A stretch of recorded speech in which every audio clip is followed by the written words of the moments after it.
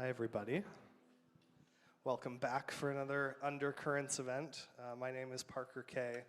I run Pumice Raft, a nonprofit art space here in Toronto that's been presenting exhibitions, programming, offsite engagements, and events like today since 2019. And I'm Chris Mendoza, an artist and educator, often working in and from sites, often post-industrial sites, and examining urban ecologies through my practice. We just want to start off by saying thank you to our hosts, Cosmo Dean and Trevor Wheatley, who run Top, which is where we find ourselves today. We really appreciate Cosmo and Trevor making space for events like this. Making space in a city like Toronto is a hard thing to do, and so we're really appreciative to be back here again. And as you will notice, this event is being recorded. So we have Daniel and Miles doing video. Brittany is taking photos. We also have Adrian Cook, who's composing a live score throughout the course of the event. And we're live streaming to the World Wide Web. So surely we're covering all our bases. So we're really excited to host you all today for the third event of the Undercurrents Forum. Just as a very kind of brief recap, the last two events really were kind of oriented to establish the kind of current prevalence of privatization in the arts, while also examining critical responses to this context. Our first event of the program addressed this through an increasing role, through examining the increasing role and reliance on real estate development and private funds in the arts, a context endemic to the paradigm of market and real estate development in cities, which often receives this title of private-public partnerships, and which we can see manifest through current waves of gentrification. Within this framework, curator Caitlin Jones examined the situation through her presentation on the collapse of Artscape, narrated through her experience as the executive director of BCA, which was formerly BC Artscape in Vancouver. And she also kind of gave a critical examination of the kind of magical thinking that takes place through the logic of market-based sort of solutions and modes of support for culture. Our second event, which was called Foils, focused on artistic, curatorial, and organizational practices that both kind of responded to some of the context that was laid out in the first event and also exist despite them. We invited 9 cultural practitioners from across Canada to kind of report on how they negotiate some of these present tensions in the cultural space today. These discussions took place across 3 panels and addressed the following questions. How do cultural practitioners build structures of support and belonging across geographies? What is the role of curatorial work in reimagining organizational structures? And how do cultural practitioners benefit from professionalization while maintaining collective principles? So if you didn't make it to either of those 2 events, the audio recordings are available now, and video documentation is coming soon.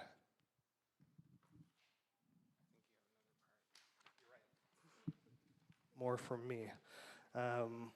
While the first 2 events kind of used public in relation or in opposition to the notion of the private, kind of in reference to government support structures for culture or public institutions, today we'll be addressing notions of the public in a more expanded sense that intersects with the idea of the commons.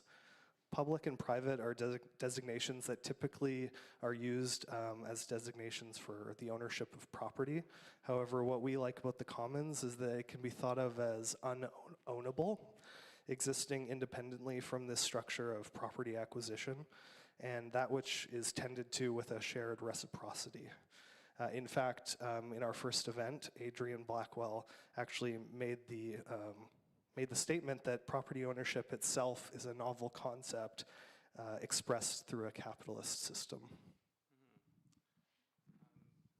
We can also observe that this notion of the commons can, in some cases, hold a strong affinity to indigenous understandings of land and treaty relations. For instance, Toronto is treaty territory under the dish with one spoon wampum, an agreement between the Anishinaabe and Haudenosaunee Confederacy, which foregrounds a shared and collective responsibility to care for the land. This agreement was meant to be reassessed and rearticulated collectively over time, and in contrast to the very kind of European notion of the contract, which is meant to be a legally binding sort of form of agreement in perpetuity.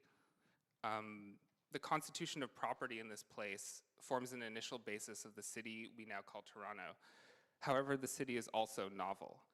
The Anishinaabe, the Chippewa, the Wendat, the Haudenosaunee, and the Mississaugas of the Credit have all actively shaped the land prior to colonial settlement, and many Indigenous people continue to do so today.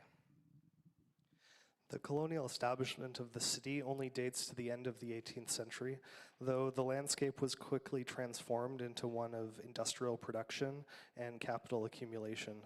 Traces of this industrial basis are present in the place we're gathered in today. Throughout this event, you actually might hear the train go by once or twice. The train is cutting across land that used to be considered public through its Crown Corp designation until 1995, when it was actually privatized as a publicly traded commodity. Lands surrounding the train tracks used to be reserved for industrial purposes to kind of enable the flow of goods and resources. But what we can observe about Geary Avenue and the kind of surrounding neighborhoods is that they've turned to a post-industrial economy where the commodity of note and concern is actually housing and the expanded notion of home. We can see this expressed in many neighboring condo developments along DuPont, actually, specifically the redevelopment of the Galleria Mall, which I'm sure we'll hear more about. So for today's event, our aim is to unravel and examine notions of the public and publics. As we've said, publics is a designation which can be used in many ways across various contexts. So for instance, we can kind of think of public in terms of public art. We can understand public also as community or as audience. And of course, there's public understood as government ownership or kind of state mandated, state regulated goods, entities, things, legislation, etc. One of the main questions we had coming into this is how a paradigm of increased reliance on private investment and privatization and corporate investment in the arts changes the notion of art as a public good in Canada. Inevitably, these are changes that inform the work of cultural practitioners. So to interrogate and to think through these notions of public through concrete practices, we're excited to have curator and cultural strategist Sagan MacIsaac with us today, as well as the curatorial collective Aisle 4, which consists of 4 members, 3 of which we have here with us today. So Emily Fitzpatrick, Shannon Linde, and Patricia Ritacca. The event will begin with a presentation by Sagan on her work developing public art and cultural programming, offering tangible engagement tactics to artists, architects, and cultural workers, followed by a presentation from Aisle 4 on their history of public engagement as a form of social practice, emphasizing the time and complexity that this type of work necessitates. After each presentation, we'll leave a few minutes for like 1 or 2 burning questions. After that, we'll take a 20 to 30-minute break, during which we invite you to the refreshments and the snacks that are in the entry room.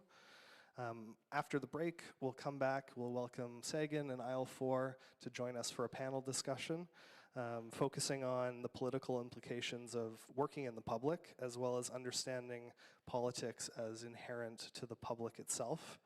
Through this discussion, we hope to draw out some of the tensions within cultural production for the public in the face of greater privatization.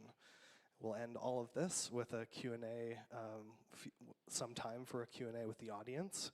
And you'll also notice throughout the event that we're foregoing any kind of time dedicated to spoken bios in favor of the pamphlet that is in the entry room as well, which gives you more context on the individual practices and the groups that they represent. So we're going to switch over to Sagan MacIsaac and welcome Sagan.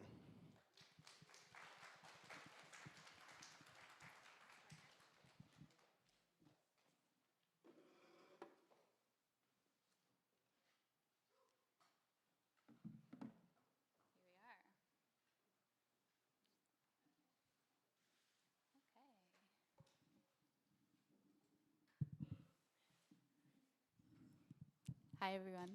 Thanks for coming out today. Sorry, I've got dual slides here.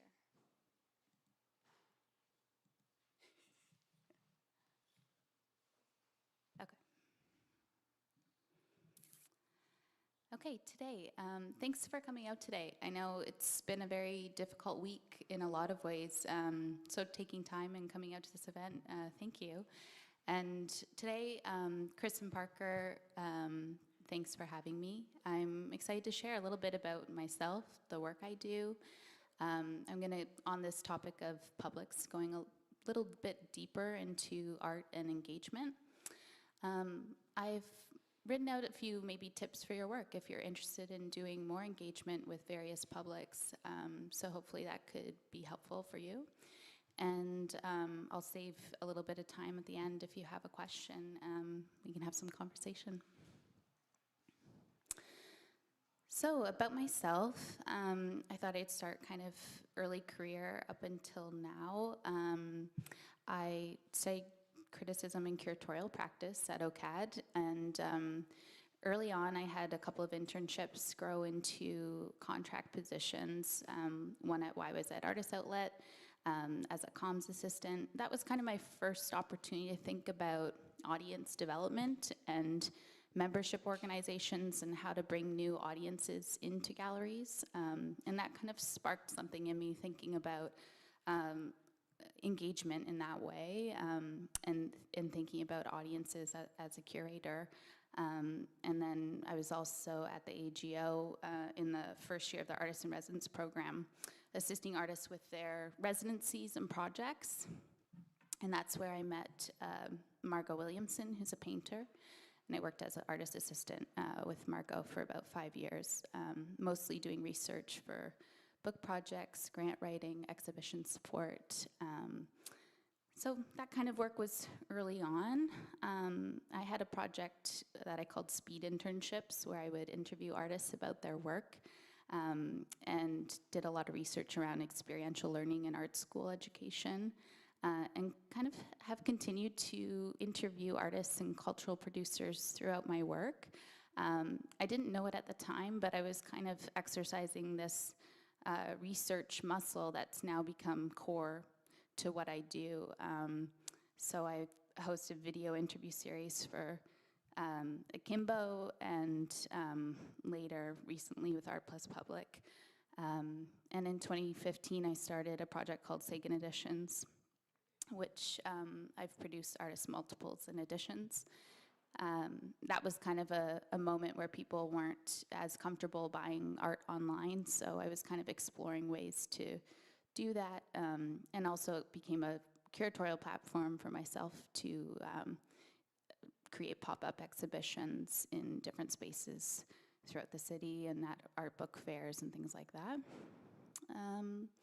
Yeah, so I kind of share this because I think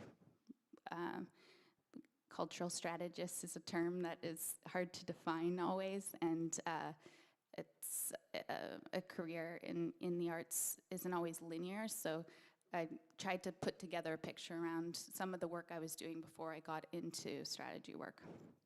And then I made this map. So in about 2017, I started working with a small consultancy called Bespoke, and they do a lot of engagement and communication strategy work with arts and culture clients. So I did a lot of research, design planning workshops, supported facilitation, and worked as a cultural strategist with them. And then in 2019, started working with Art Plus Public. My title there was Director of Strategy and Program, and continued to do this work in a public art consultancy context. So I was doing a lot of work to bring in how can we engage audiences more in the development of public art planning and programming and policy making. And then also was able to kind of bring my curatorial side into that work as well. So, you know, at the heart of everything I do, I have this kind of deep passion and belief in connection and collaboration, and I'm inspired to work on projects that are really focused on strengthening the arts sector, and also create new opportunities for artists through commissioning and so on. And I guess to talk about the current moment, I am just coming back from my maternity leave, actually, and I've started working for myself. So I've taken on a couple of client projects. I'm working on designing and facilitating a engagement process for a new strategic plan for a membership organization. I'm going to be co-curating a public art program in Calgary. And I'm working on an MBA in arts innovation. So that's been a real pleasure to be back in school and thinking about some of these issues in a deeper way as well. So that's kind of where I'm at. Today we're going to talk mostly about community and stakeholder engagement or public engagement, and share some also precedent public art projects that came up through conversation with Chris and Parker as we were preparing for today.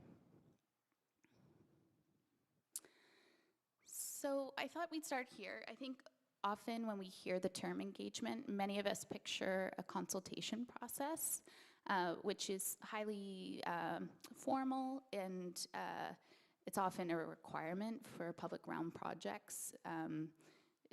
Most people think of like a public plan for a park or something like that. And this work is, plays an important role in planning. But what I'm going to focus on today is engagement, which is a broader approach and can include a range of activities that encourage public participation. So it doesn't need to be necessarily constrained by the parameters of a project, and it's more often suited to collaborative processes as well. It can take the shape of sharing information, inviting dialogue and workshopping, collecting feedback, and some engagement processes go deeper into kind of co-creative modes and share in decision making with publics as well. So I have a couple slides here because I know there's probably a mix of folks here who might be kind of curious about or maybe already do engage people in their work. So this is kind of why would you be interested in engaging? I think one of the points, especially connected to public art, is you have an opportunity to create future supporters of a project or a program.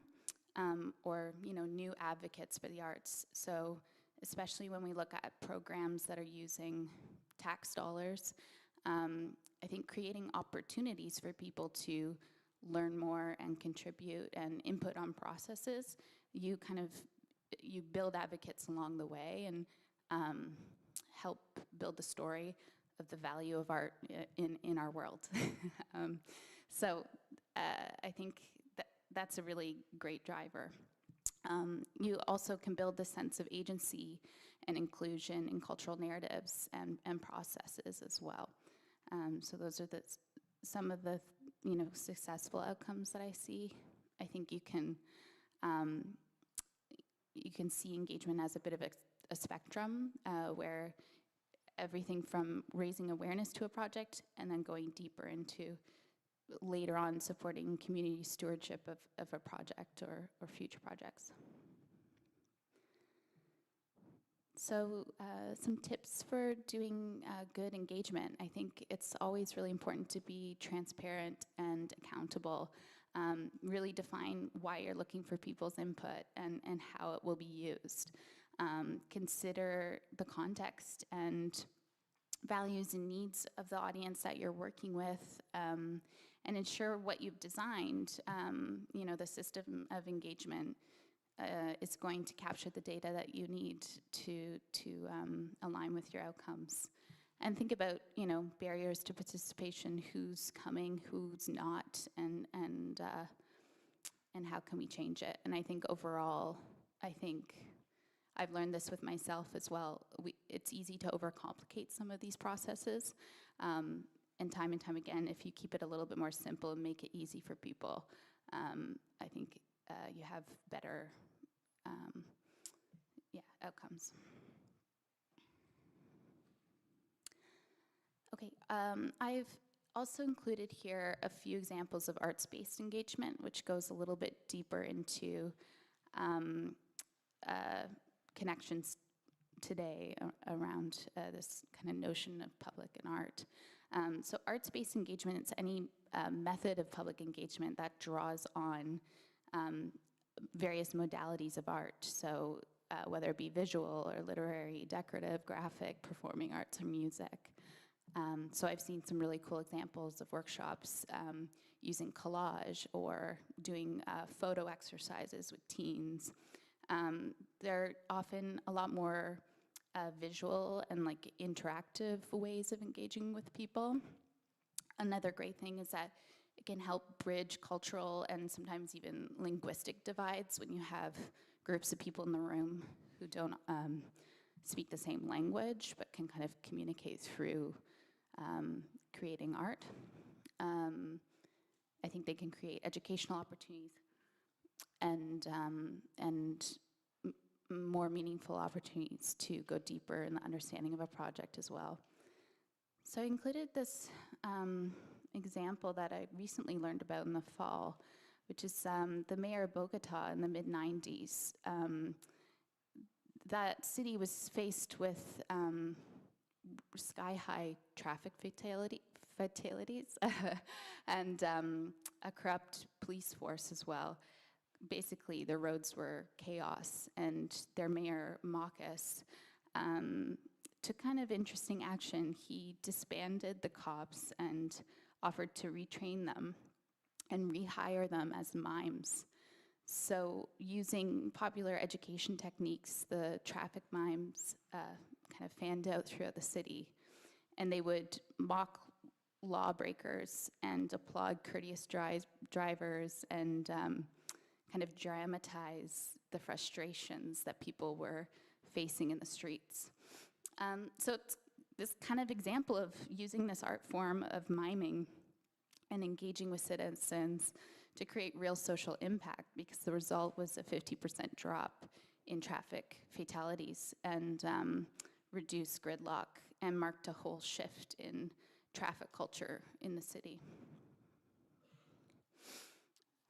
Another example I recently learned about was a study that looked at the effectiveness of theater in communicating an issue, and then by embedding evaluation and engagement techniques of pre-testing and post-testing, they were actually able to study the group's awareness around an issue. This one was specifically increasing breast cancer awareness and screening. So I kind of put these in here as ways to go deeper, thinking about how we merge art and engagement in a very close way, and it can lead to very powerful social change in our communities.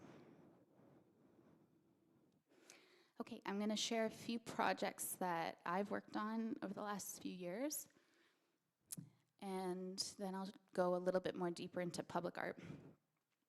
So this one was with Bespoke Collective, and it was for a project called East End Bridges to Art. And it was a series of public engagement storytelling events we put together, where we had local storytellers kick off conversations around the neighborhood that would be receiving 7 new public art projects in the form of murals. And I helped design kind of these exercises and the events and how we would collect data and think about how to collect input on the types of stories and themes that community members would like to see explored through art in their neighborhoods. So we also conducted a survey, and we saw that in this neighborhood, the restaurant, The Real Jerk, came up quite a bit as this favorite spot in the neighborhood. And that was right after the kind of Drake and Rihanna work music video moment. So there was this huge pride around that restaurant. So we're like, oh, let's host the parties there. And I put this in because I think it was a great learning moment for me to try to inject kind of a joyful, fun, hopefully kind of party vibe to an engagement event. And where I learned, this doesn't always have to be so dry in like a basement of a library or some things that we've all probably experienced. And it also made me learn how creative people are in these environments when you create this kind of warm, welcoming space. I think it can be very intimidating to have conversations about art if you're a, non-art person or don't have that background. So I saw that some of these methods were kind of drawing on people's own creativity, and the fodder that kind of came up out of these conversations was really inspiring. So yeah, I've kind of included that as like a learning moment to myself and something I'm trying to carry forward. Working with the same team at Bespoke, we did a series of engagement modules with Waterfront Toronto for some public realm planning, and I shared this to kind of take us back to the previous insight of making it easy and going to where the people are. So not always expecting, if you're looking for, input or feedback, for people to kind of come out to you, but how can you reach them where they are, like the park on the weekend in the summertime. So these were designed to have conversations around their expectations for Toronto parks, and in a way that was interactive and visually engaging and hopefully fun. And I also kind of learned that project incentivizing participation, it can be as simple as handing out free cookies, but offering that kind of, incentivizing piece, I think can also go a long way. It seems simple, but it's not something you always see in processes like this. And then also when you're doing something like this in person and in public, you have to be very smart around how you're going to be capturing input as well. So having a couple of facilitators and a scribe, and making sure that you're respecting people's time and actually properly capturing what you're learning. And then I've done, in the last few years, a ton of virtual engagement work. So I put one of the first ones in here, which was for City of Calgary when I was at Art Plus Public, and they were going through a big change with their public art department, and wanted to do a broad, like, citywide engagement process to really understand what Calgarians want from their public art department, what they care about, their values. And so we were planning this kind of huge in-person event, and then the pandemic hit the month before we were supposed to go out there. So we had to do some different thinking around how to make a workshop, again, feel creative and interactive online, and that was new to me. So we used a tool, Mentimeter, to do some polling, and paired that with interviews and a digital survey, and it became a very kind of dynamic way to learn from people. So now we're in this time of balancing the personal and digital engagement. There's kind of benefits of both, like digital work can bridge geographic divides and be quite efficient, and is more accessible in some ways, but within person you get more of that depth of engagement too. So yeah, I've organized a few, where to learn more resources if this kind of work is interesting to you and you want to go deeper. I'm also happy to share some resources after too in conversation. So switching gears a little bit, based on our conversation with Chris and Parker, we spoke about artists working on larger public realm projects that address, pressing city building issues that impact many publics, and embedding artists in creative processes into projects. So I've pulled a few projects that kind of embrace maybe this broader definition of public art, not always working towards a final monument in the ground, but rather asking questions like how can we engage artists in city building or public realm projects as collaborators, or how can artists bring their research, their lived experiences and curiosities, and new ways of thinking to challenges that we face. Yeah, so we're going to look at that, and then I'll save some time for questions.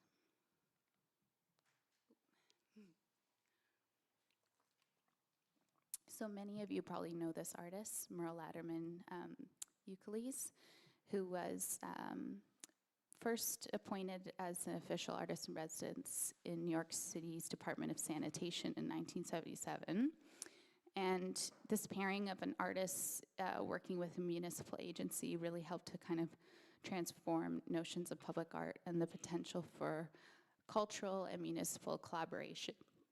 So this project was touch sanitation, and it was this kind of handshake and thanking ritual that she embarked on, where she met with 8,500 sanitation workers and said thank you for keeping New York City alive. So she was making visible the work of maintenance in our cities and kind of the hidden force that keeps things going.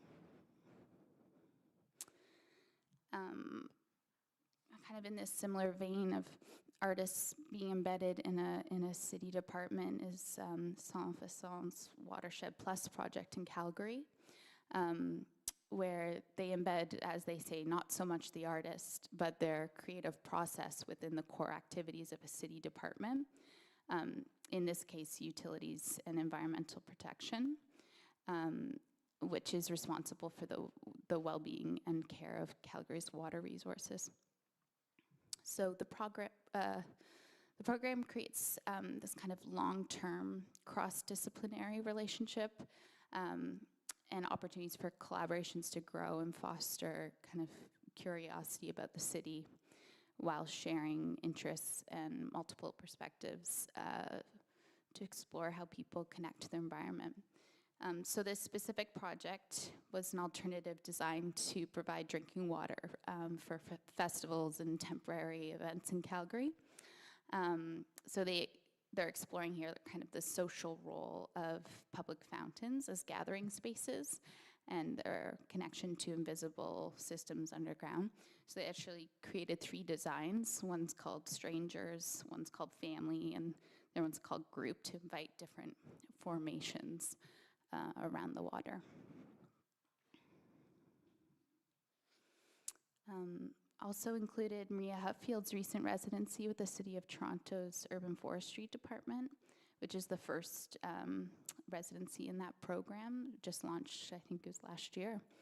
And her work was focusing on exploring and highlighting perceptions of and pressures on Toronto's ravines. And I'm sure Chris could tell you a lot more about this project because I know he works with her. Yeah, but all to say is like I get really excited by thinking about how can we collaborate more closely with artists in how we run our cities or tackle issues in a different way, in a different light. And my last one here is Rare Philly, which is the Recycled Artist in Residency, which is it's a nonprofit organization that's situated within a construction and demolition recycling center, which is actually a company. So this one's a little different. It's not a city department, but the mission is to kind of challenge the perception of waste culture and provide a unique platform for artists at this intersection of art and industry. So they offer artists studio space and access to all the materials. And what I'm particularly interested in is they collaborate with other community groups and art institutions, and they create programs for community members, like class presentations, recycling facility tours, public events and exhibitions that kind of illuminate some of these connections between art industry and sustainability. So here's my email. If there's anything that you guys want to talk about or you got curious about, let me know. Feel free to reach out. And then at this moment, if you have any questions for me, I welcome that. Thanks.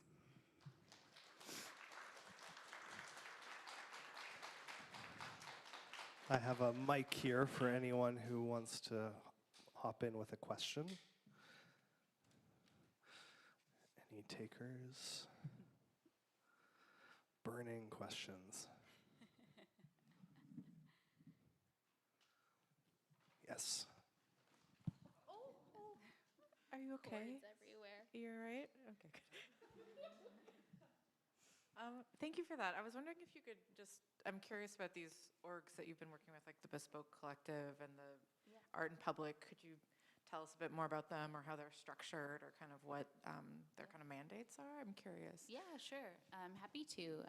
So Bespoke Collective is a cultural consultancy. They're headed up by Christina Begatavicius and Sabrina Richard. Sabrina is a architect by trade and a cultural planner, and is someone I frequently still collaborate with too. And yeah, so they've done a ton of work in engagement and communication strategy, and that's where I learned like a lot of these tools that I employ.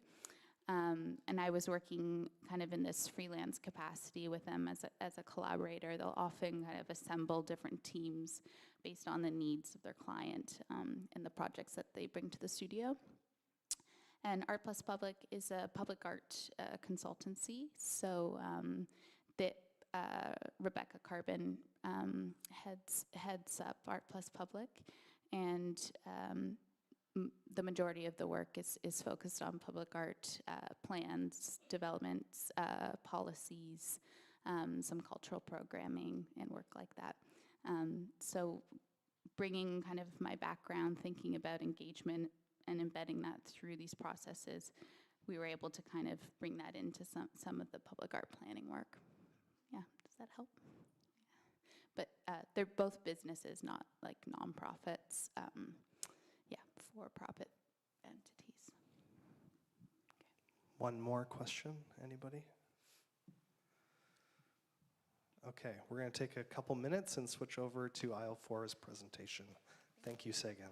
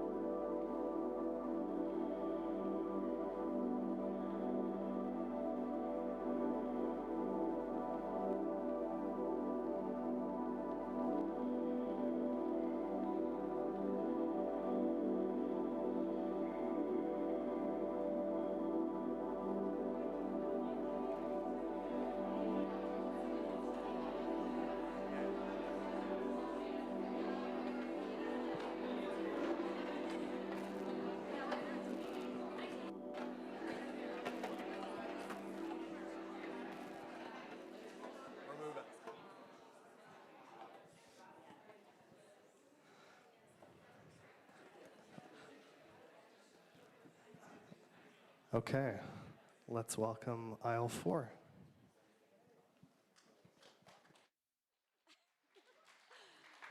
Hi, everyone.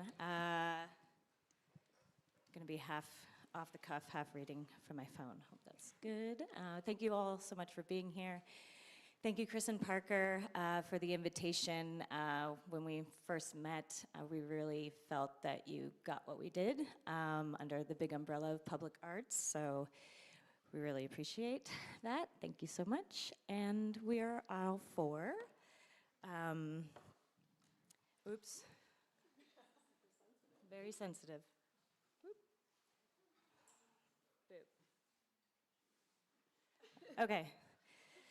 So as indicated by this photo, you can probably assume how old we are, or at least what age group we find ourselves in, or at least how long you think we've been working together. And also we're in desperate need of headshots, since this is all we can come up with. But we've been working together since 2013, and we all met each other during graduate studies, and when we started working together, we were underemployed or unemployed, and we were trying to make our way, trying to figure out what the Toronto art world was, and there are no opportunities. So I guess kind of similar to, what we're dealing with now. And we were getting frustrated, obviously, quite frustrated, and we would go to openings and not particularly feel welcomed, and we were just constantly kind of asking the question, like, who's this for? And when we were asking that question, we were like, well, if it's not really for us, then it certainly isn't for the general public. And we all kind of had this shared enthusiasm in working in public space and working with the general public. And so we kind of decided when we formed that the general public or targeted publics, whatever form the project would take, would be our primary audience, and the art world would be the secondary audience. So now 10 years later, and we'll talk about this a little bit more, obviously. 10 years later? No, way more. We're different people, you know, we have jobs, we have families, we have more obligations, so obviously our way of working together is quite different, but we'll talk about this more, and we'll talk about the currency of time and how we approach projects now as opposed to how we did before. But first I just want to mention kind of these two formative works that were part of our very first project on Art of the Danforth, which was Ryan Park's Rabbit and Mahmoud Popal's Opening Soon. These were like real eureka moments for us in learning the power of working in the public and the generosity that it can afford, but also the incredible vulnerability that happens when you're working with audiences that aren't art audiences. Ryan Park's, you see the little rabbit puppet up there. That's across from Greenwood Station. And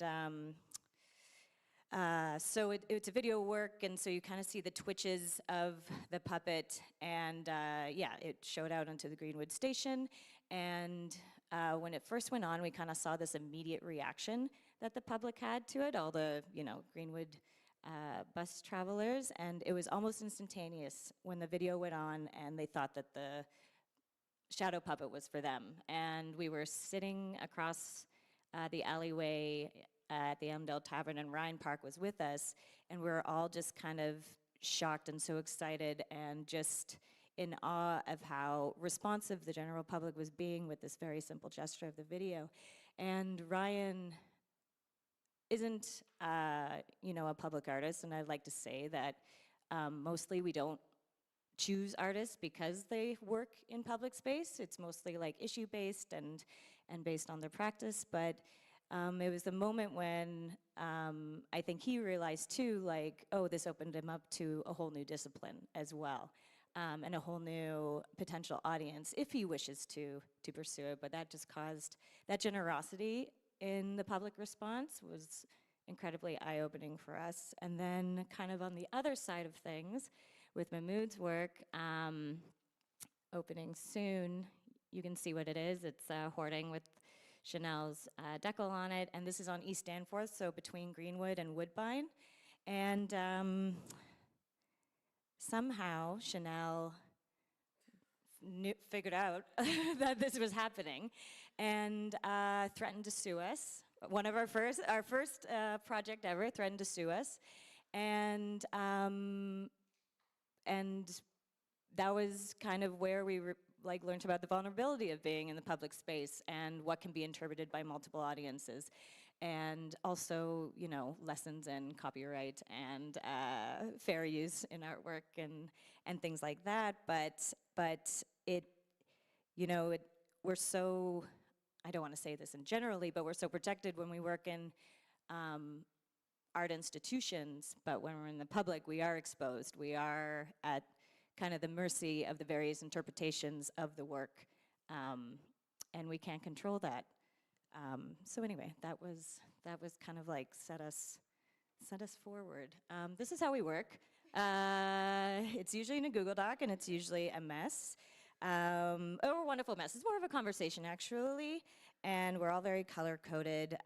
But I would like to say that each of our major projects either starts with a community or geography that we care deeply about, or a social issue that is either affecting us personally or affecting members of our community, and then the art and the output comes second. And in tandem, this is kind of what I was talking about earlier, how we have worked together for over 10 years. We have to think about our individual capacities quite a lot, you know, like Art of the Danforth, the earlier projects that we're going to be talking about, we were unemployed, underemployed, we had the time. Now, we don't have a lot of time, so we really have to shift in how we think about projects, how much capacity we can put towards the projects, and also social practice is like a very low-paying artistic discipline, especially with a collective and splitting fees 3 ways and stuff like that. So it's a constant kind of equation of consideration that we have to kind of navigate to, and it's just always shifting as we grow older together. But kind of towards the time part, and Patricia will speak about this a little bit more with our project with the Galleria. When we enter a public or a geography or a community, we need to build trust and we need to build relationships so that we can properly reflect them in the work that we do as respect, but also for safety and for various other things, the integrity of the projects and like what we want to do. So that takes a lot of time. And in the gallery, well, you'll talk about it more, but a lot of time. But we'll talk about our process with a few projects a bit more. Mostly speaking about the issues that the projects were kind of formed because of, the publics that we're intending to reach in these projects, and then also the challenges, failures, and victories in working in the public realm.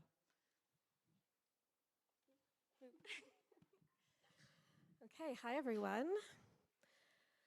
So Galleria is a project that successfully highlights our on-the-ground slow approach to social engagement. It demonstrates how time and relationships are the major currency in social practice. And the publics in this project were first and foremost the local community, so mall patrons and tenants, and then second, the art community. We were initially drawn to the Galleria shopping center because of the site, and I assume everybody is familiar with the site. It's just a stone's throw from here. It was a relic in this very industrial area, and it had retained much of its original 1970s architecture and interior design. And despite its dated appearance, it was incredibly lively, so serving as an informal social space and a kind of local community center. I have had a personal relationship with this site. I was born and raised, and I still live in this community. It's where my family shopped for groceries, and at that point it was the Food City and Centro Formaggio. And it's where my nonno would spend his days with friends. And so at this point, there was a lot of Italians in the community, and the center of the shopping center was sort of like the square in a small Italian town. When we first conceived of this project, late 2014, it was elderly Portuguese men who reigned over the mall, again, spending their days in center court. Over here, You can see the top is a terrible photo I took from a very old phone of mine, and they used to play the World Cup and Euro Cup in the center, and I would go and watch. It was a great place to cheer on Italy. So we wanted to celebrate this community and honor the architecture and ecology of the site and speak to the importance of malls as a third space for publics. And thus we invited 9 artists to respond to the mall's current ecology, varied economies, and aesthetic eccentricities to produce original site-specific installations, performances, and accompanying programming.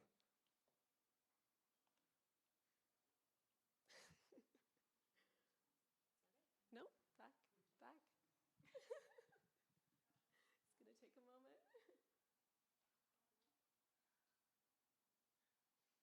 There, perfect. Oh. There we go, okay. We're very careful about not parachuting into the space and community, even with me being from the neighborhood and Shannon and Emily living so close. So outreach was extensive and slow. We worked for 2 years on the ground leading up to the exhibition. So this included playing cards with veterans from the Legion, forming relationships with business owners and regulars. We would get our nails done at the salon, and we would have all of our meetings at the cafe there, ensuring that we were investing in the mall's businesses, so financially investing in them, and also building trust with patrons and tenants. While developing the project, the area began to experience a recent surge of new homeowners, restaurants, and galleries.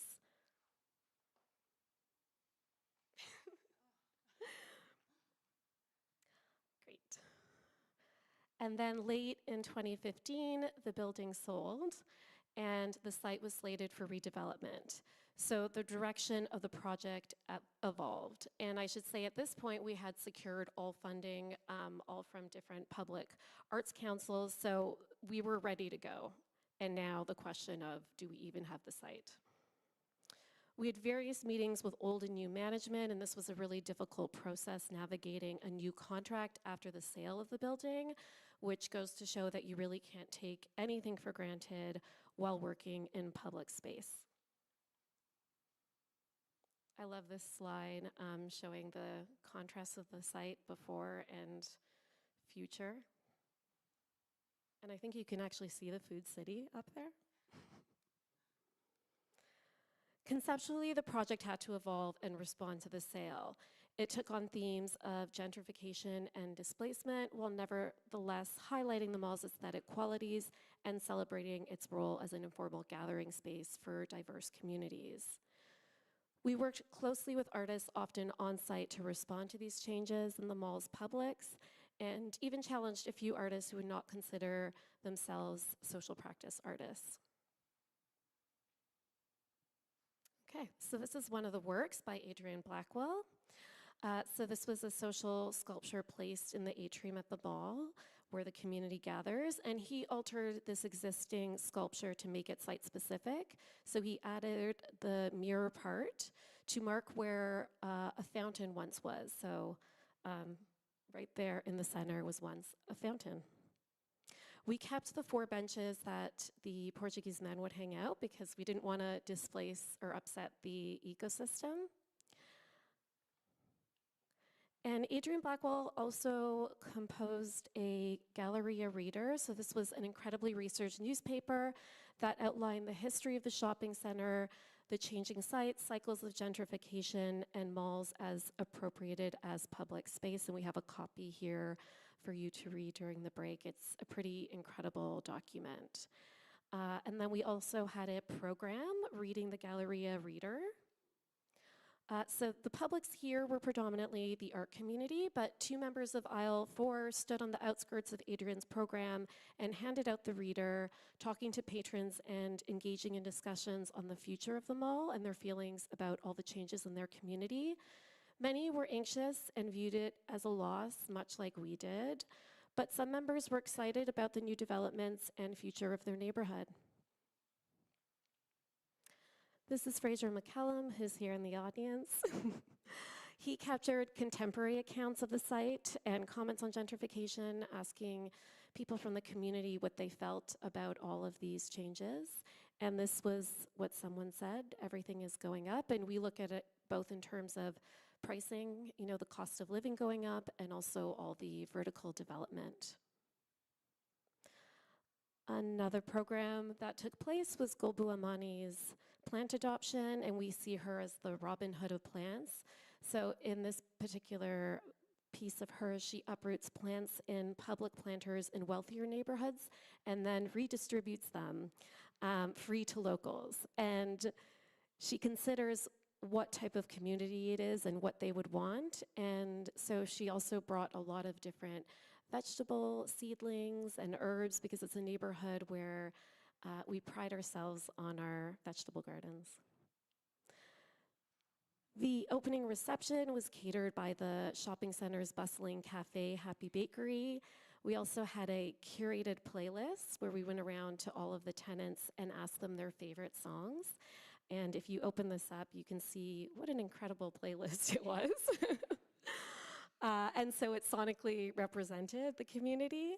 And a lot of the people who showed up to the opening were people who either took part in the projects, some of the locals, as well as all of the tenants joined us, because at this point we had formed friendships with them, as well as the arts community. Another thing to note is the importance of being on site during the run of the exhibition. So we set up an office of sorts at Adrian's Bench, and that allowed us to form even tighter bonds with a lot of the business owners and patrons, and also give some informal tours. And I remember people would bring us a lot of snacks, which was really nice. It was incredibly time-consuming, involved a ton of free labor on our part. Social engaged, as Emily mentioned, social engaged art is not profitable. It often is not created for that purpose. For us, it's more about being advantageous to communities and generating dialogue with locals on pressing social issues, in this case, gentrification and displacement, through activating public space. And again, I'll stress that this was a time when a few of us didn't have jobs or worked part-time. We had no children. There were no critical health issues. Life wasn't as expensive as it is right now. And so we really did have the time to engage in public engagement responsibly. And I'll pass it on to Emily to share another project that was successful in sparking dialogue around a particular social issues, but also involved a lot of complexities of engaging large and diverse publics that we probably didn't think about when we were conceiving the project. No, we didn't. So this project launched in 2017.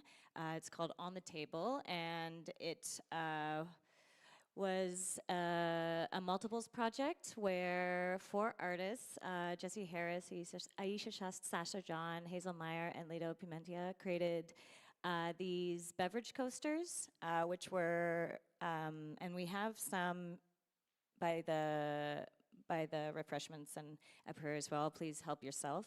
And they were to be distributed across bars in Toronto with messaging surrounding sexual harassment and gender-based violence in the hospitality industry. It was supported by the Toronto Arts Council, and it was part of the Toronto Design Festival. And yeah, that launched in 2017. Let's see. So for those of you who may or may not remember, this project was conceived and developed throughout 2015, 2016, 2017, and it was quite a charged, intense time, particularly in Toronto. This was a pre-Me Too kind of era, but there were more and more accounts of sexual harassment and gender-based violence happening in Toronto's hospitality industry, particularly the College Street Bar. The owner and an employee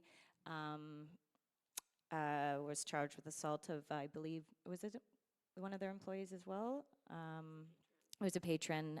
The Painted Lady was being called out quite often, and also Gian Gomeshi was proven not guilty. during his trial that happened around the same time. This was also when Trump just got elected, so tolerance towards mistreatment of women and kind of this toxic misogynist language was being increasingly tolerated and shared. And also there are a few campaigns kind of countering this that was happening, but it put the ownership on the woman to protect themselves. So I don't know if you remember seeing which Ask for Angela campaigns. So you go to the bar, you ask for Angela, or ask for an angel shot campaigns. These posters were in, I feel like, all the women's bathrooms at a time, just advocating and supporting women, or at least encouraging them that they have some safety options if anything were to happen to them in a bar or restaurant. And obviously we kind of talk about this all the time, just like our personal safety in the public realm. So it's something that clearly was quite important to us to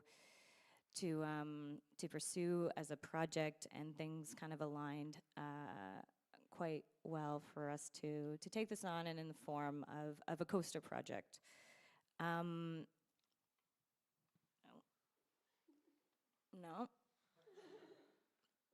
Okay, there we go. So there was an original plan, and the original plan was to focus on this issue and have, because it was personal to us, and create these coasters with messaging surrounding sexual harassment and gender-based violence in the hospitality industry.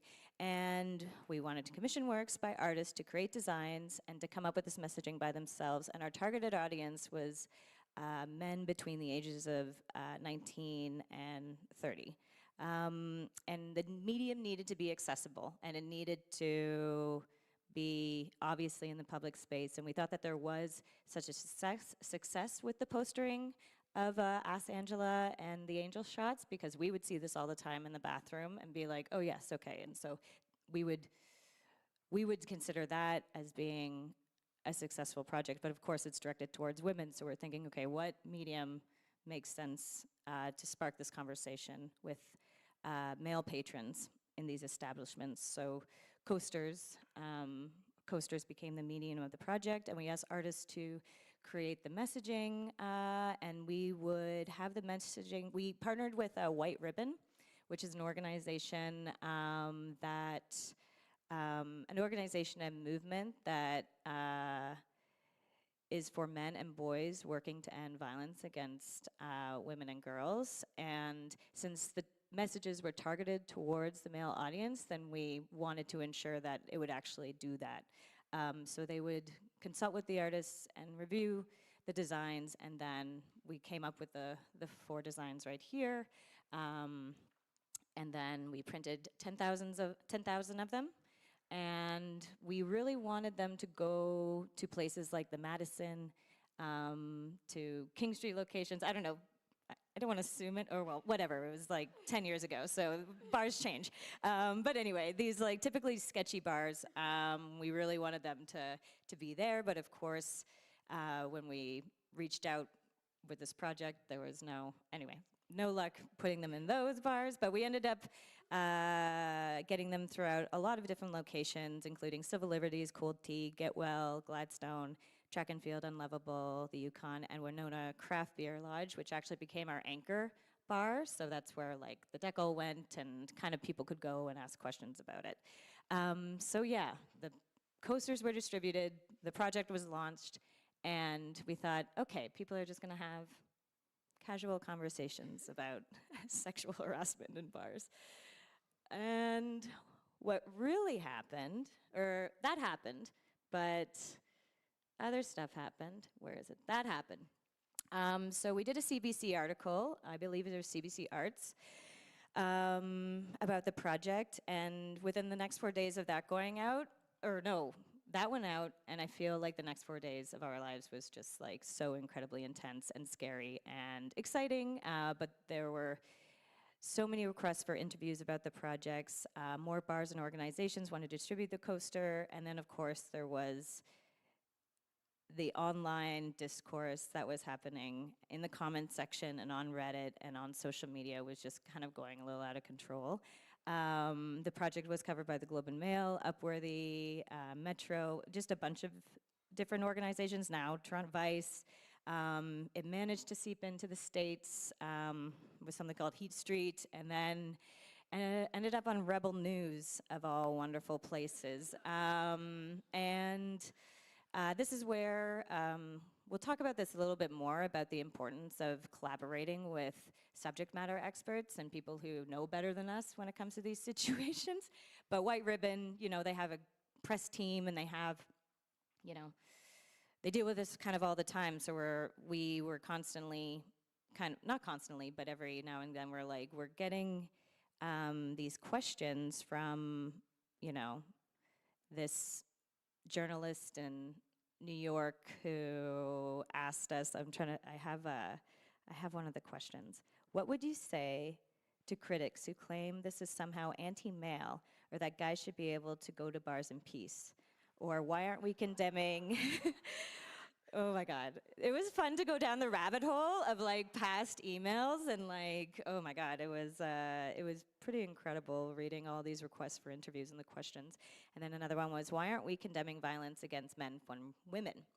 And so a lot of these like questions were coming, and they'd be like, and this was also right when fake news was starting to become a thing, and anyway, they were very good at being like, there's no way you're not gonna get an unbiased interpretation of the project, so like, don't bother, just like, zoop, you know?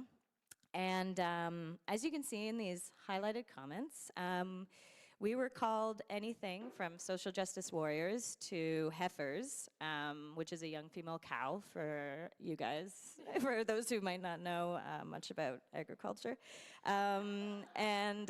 Obviously, they were both meant in derogatory senses, and we received a few threats through Facebook Messenger saying that we'd be harmed unless we pulled the project. And Rebel News proclaimed that the project was their first WTF moment of 2017. And that link is on our website. It's worth a watch, actually. It's pretty hilarious. So it's quite scary and tense and hilarious also, because we were being constantly harassed about a project about harassment. So nobody seemed to clock that dynamic at all. But obviously the project was doing its job, and it was creating conversations and actually changing perspectives. Even in the Reddit channels where, you know, we'd be called ugly and the project would be dragged and stuff like that, there would be a comment that would pop up of somebody who possibly worked in the hospitality industry who would tell a story about how they had been assaulted at work and how common it was, and then you really saw the tone of the thread just kind of change. And this definitely happened in person as well at the bars that were participating in the project. Patrons would either complain, accusing the establishment of distributing hate speech, or there would be like frank and generous dialogues between staff and the clientele around the issues.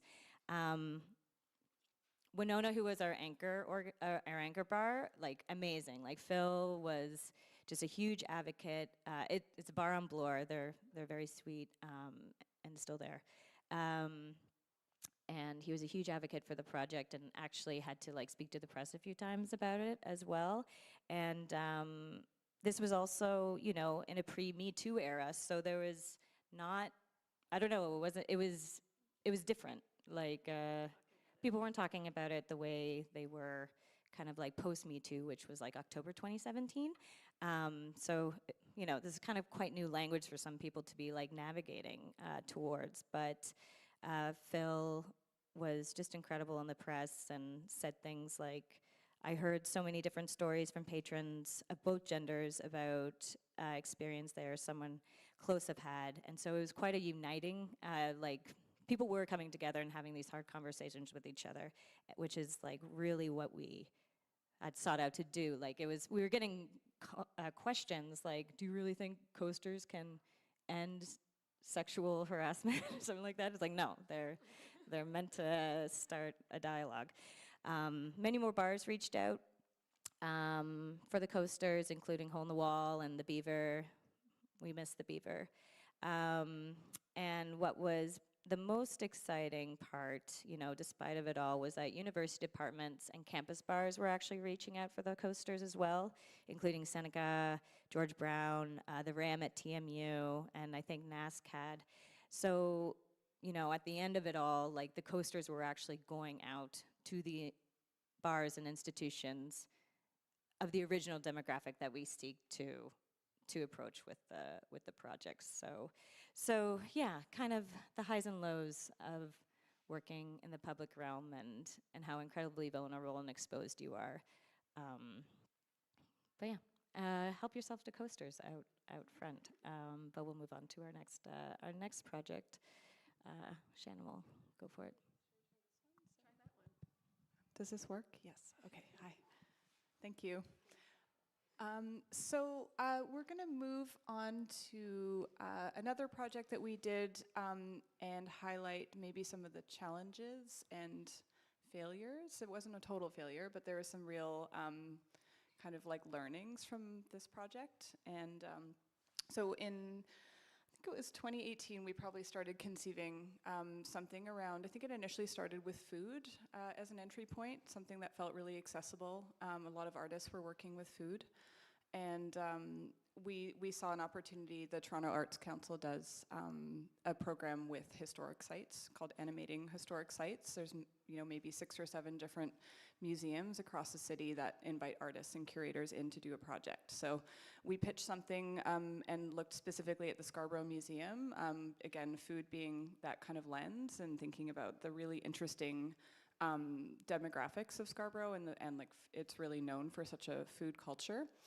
And then so we did some research with a very small pocket of funding and engaged with the museum and thought through that, and it kind of quickly shifted into what became our bigger project, which was looking more at working with artists who have a connection to the neighborhood or to the region, and having them actually develop a project at this colonial house museum that would really aim to bridge the immediate community surrounding this museum. So if you go to the next one, just to give a bit of context, this is the Scarborough Museum. It's a collection of historic homes related to the Thompson family who founded Scarborough. They've been dragged from all across the borough and kind of plopped down in this really beautiful, huge park in Bendale in Scarborough. So it's a very curious site. We figured a lot of artists would be very interested in kind of exploring this. And the team working at the Scarborough Museum is quite amazing, and they were already doing a lot of almost like rogue projects, because they were very aware of how problematic it is to sort of be perpetuating this colonial history in Scarborough of all places, and just feeling very irrelevant. So they were doing pretty amazing things, and they were very open to us inviting artists in without really knowing exactly what we were going to get, but it was likely to be critical, but also with like very, very positive intentions, which was aligned with what they wanted, which was to be very relevant to their immediate community. So just to speak through maybe some of the challenges, and then I'll go into some of the projects, but so this is kind of what started the project, and we had come off of doing the Galleria. We'd had this coaster project, and we sort of had like a bit of ammo, maybe as a collective, of like some basic principles of how to do things, time, dedication, interaction with the public, and then bringing artists in and sort of like involving them, and also lots of time in interaction with the public, et cetera. And we're very aware of the idea of like parachuting and not doing that. And so we're aware that we're not Scarborough residents. We're living in kind of like downtown or West Toronto. But I don't think we anticipated that you couldn't just like dedicate that same time to somewhere that was so far away from where you're situated. And so we really should have accounted for this being almost like 4 times the amount of time and connection, and we should have collaborated maybe with another curator who was based on site or been residents at the museum ourselves. So lots of learning there. And so to talk a bit about failure, I think we initially proposed this immediate public, and just to describe the public. Like, there's a range of demographics around Bendale, but kind of the immediate community across the street from the park is like a very dense area. I can't find the statistic, but it's somewhere in there that I think it has like the most dense population of first and second generation immigrants in Canada. So it's, you know, very kind of culturally diverse, primarily South Asian community. And so it wasn't necessarily successful in that because our normal approach of like boots on the ground and going to businesses and spending time in the neighborhood, it's Scarborough, so everything is driving for the most part. There's not really the same kind of like interaction as, you know, going to the square of the Galleria Mall.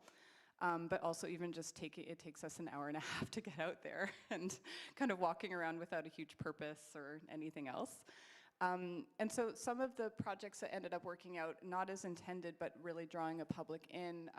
So Patricia Ritacca did a really beautiful project. She proposed it as an open call. So we had invited different artists who had connections to the region, but we left one spot open for someone to apply into the project. She proposed this beautiful series of flower arranging workshops. So a really kind of accessible, almost back to our food idea initially, like a very accessible avenue as a way of attracting the public in to learn a new skill, do a hands-on activity together that was creative, but not necessarily always classified as a contemporary art activity. But then a huge part of the program was thinking about the sort of like colonial aspects of floristry or the flower industry in Canada and North America, and drawing in kind of alternate or like other versions of flower arranging. And while we're sort of learning about that in this hands-on context, there's a discussion sort of about the kind of harmful aspects of the flower industry and the history of flower arranging and things like that.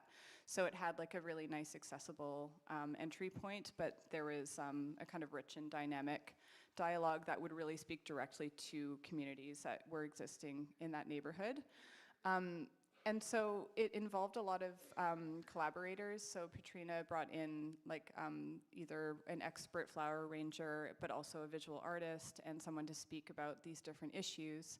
And as a result, all of those people also kind of brought their communities into the project. And so each workshop was, yeah, you can flip it, thank you. Each workshop ended up being oversubscribed, so it was very successful in bringing quite a different group of people together to do a hands-on activity while listening to these really interesting perspectives, and ultimately leaving with something quite beautiful. And you know, these are normally things that cost quite a bit of money, so it also felt like a really nice thing to offer as a free program to people that were connected to the museum or sort of interested in coming into the museum.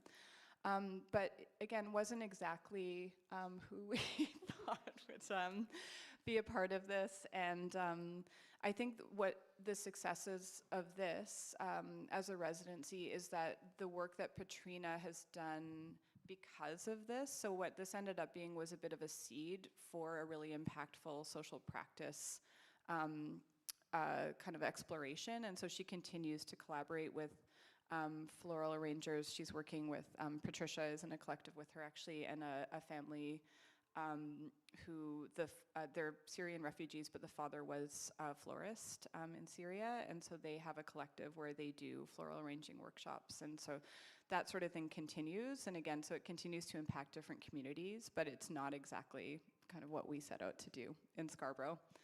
And then I'll just speak to one more. So Samir Farouk is another artist we worked with, maybe not someone who would consider himself social practice artist, but he did a site visit with us at the museum, and as I mentioned, it's situated within a park. It's a really bustling park. This is where most of the community kind of comes together. There's large scale like barbecues and you know, picnics and things like that.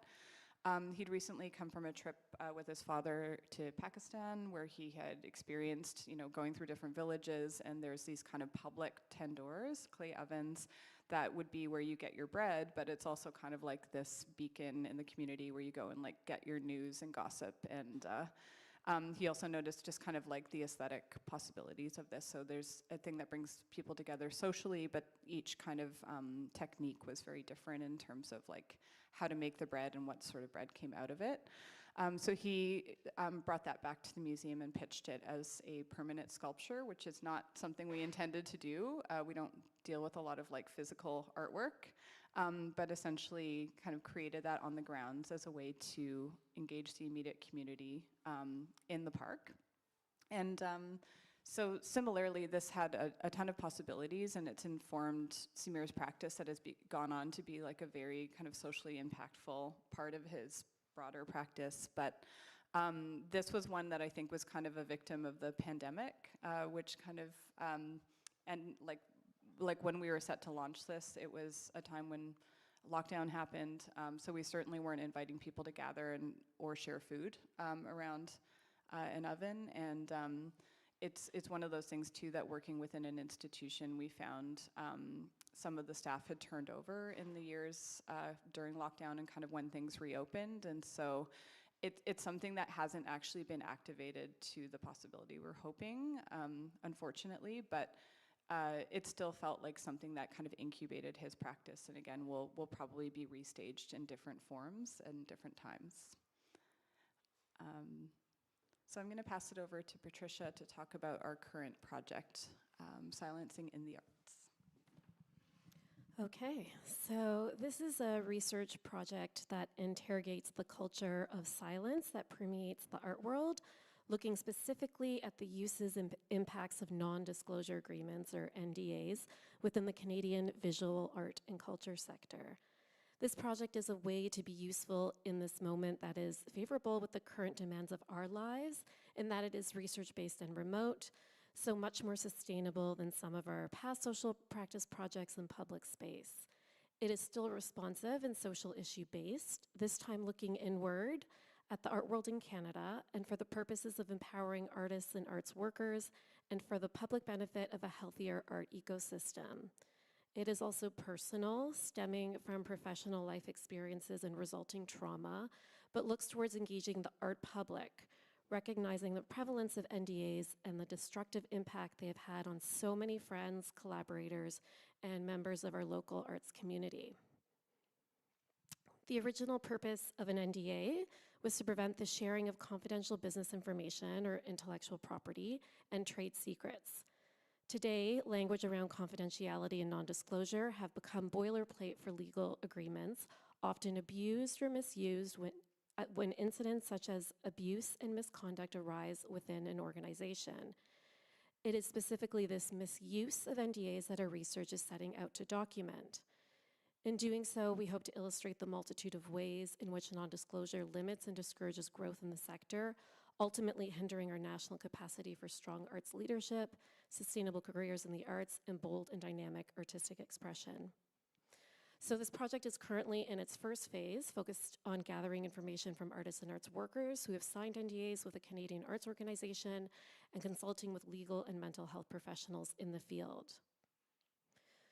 We are compiling information through detailed interviews with select candidates involving employment lawyer Martha Rands and 2 members of Aisle 4, and through an anonymous online forum within the broader community.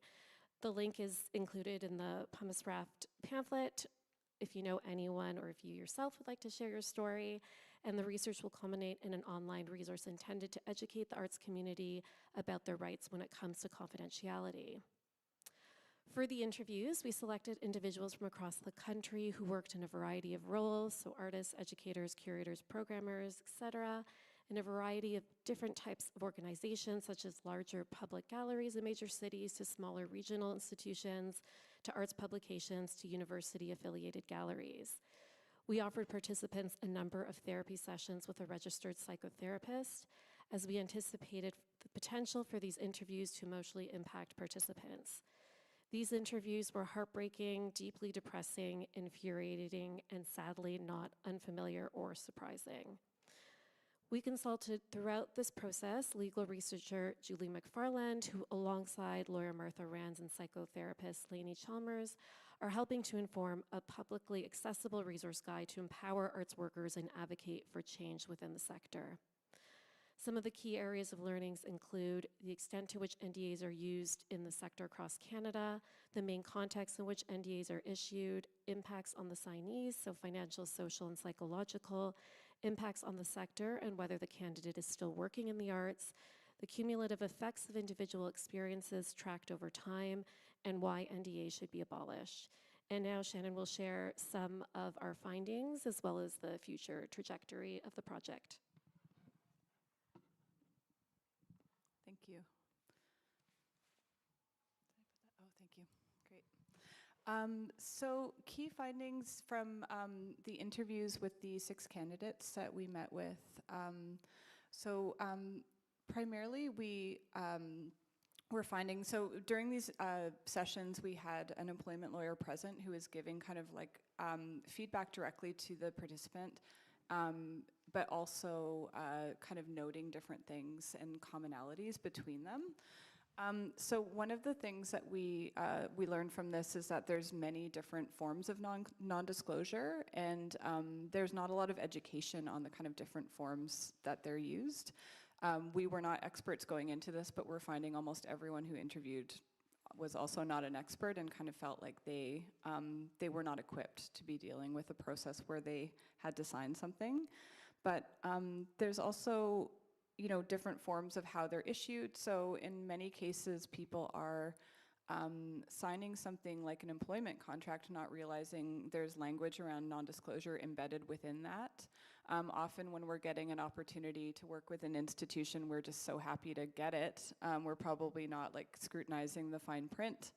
And the thing is, the language itself could be kind of have good intentions and sort of related to the right use of non-disclosure, but it can very easily be manipulated if an incident happens.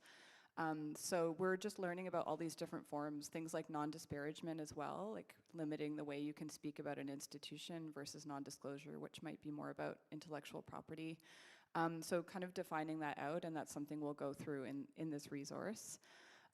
We're also finding just the many reasons that participants had signed and really kind of rooted in these very systemic issues in the industry, which I think many people are familiar with, but it does help to track them. Things like weak leadership, people who are perpetuating harm on a senior level, boards who have conflicts of interest.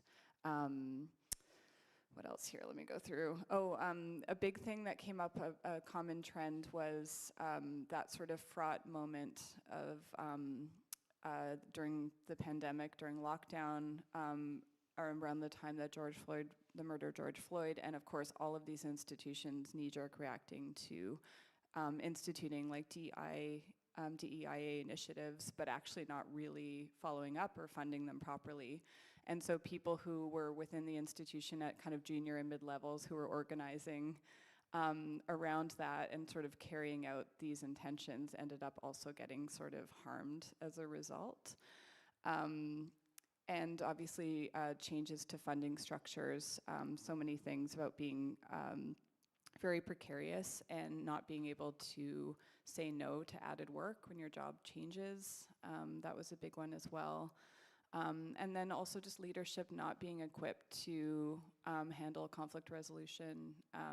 They're not, you know, trained as HR professionals, yet they're sort of doing HR functions within an organization. And so yeah, we're finding a lot of these things coming up again and again for why people are signing. And then one other thing to note is just kind of the more like emotional aspects of going through something like this as an artist or arts workers.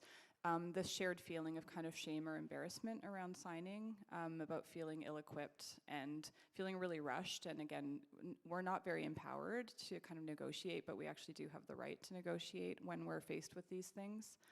I have to hurry up, right? Yeah, I think just, well, maybe I've said it all. Maybe I'll wrap it up here. Okay, so we're going to conclude with something more interactive so everyone can wake up a little. Thanks for sticking with us. So this question already went up. Okay, great. So is everyone already logged in? Did this happen while I was talking? Okay. So if everyone can pull out their smartphones if you haven't already. Yeah, I guess the QR code, maybe it doesn't work, or, oh, you'll put it back, okay. Perfect.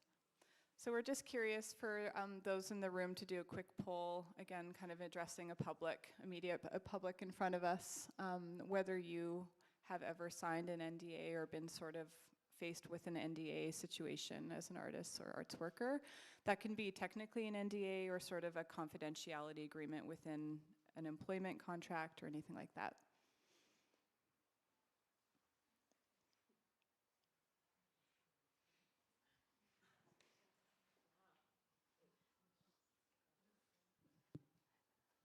The yeses. Yeah, this is Wow. okay. Okay, we'll move on to our next question. Because we're looking at NDAs, we're looking at these kind of legal parameters, but we'd love to know your thoughts on if we were able to abolish the misuse of NDAs, whether you think that would open it up, where people would feel comfortable talking about their negative experiences.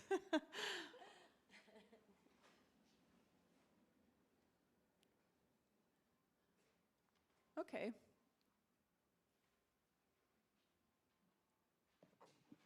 Perfect. This is very validating. Thank you. No, it's perfect because it is like you have to account when you're dealing with the public.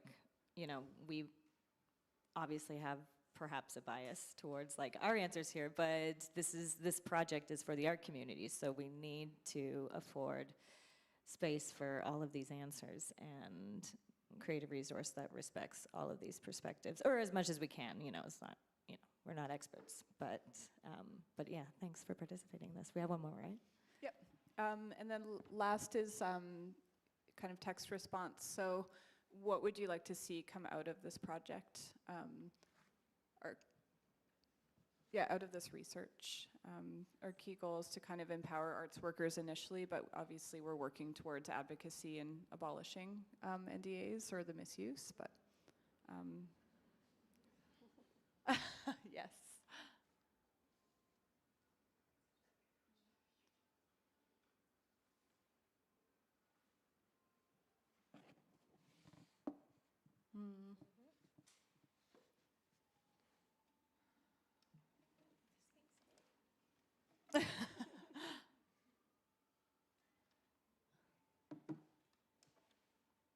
Amazing. Thank you so much. This is great. Okay, we're done. Thanks for sticking it out.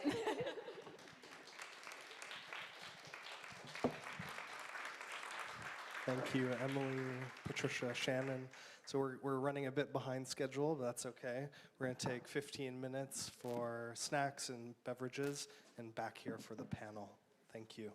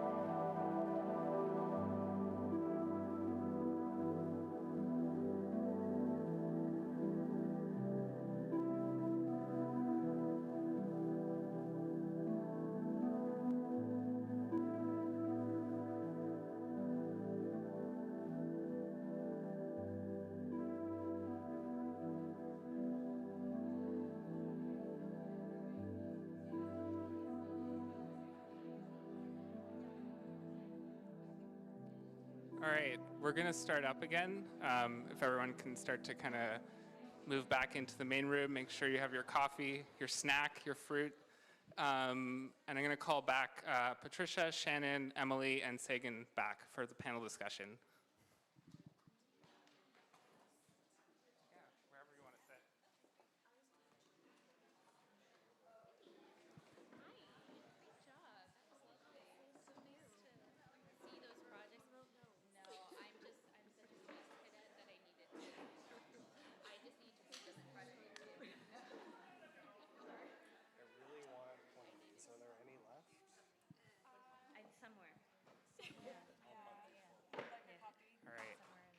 We're good to go? Okay. So just thanks again for both of your amazing presentations. It was really, really wonderful. And it gives us a lot to maybe like work with as well. Parker and I wanted to start a bit more abstractly than the concrete presentations for this panel. I mean, technically, you know, we've done the concrete now.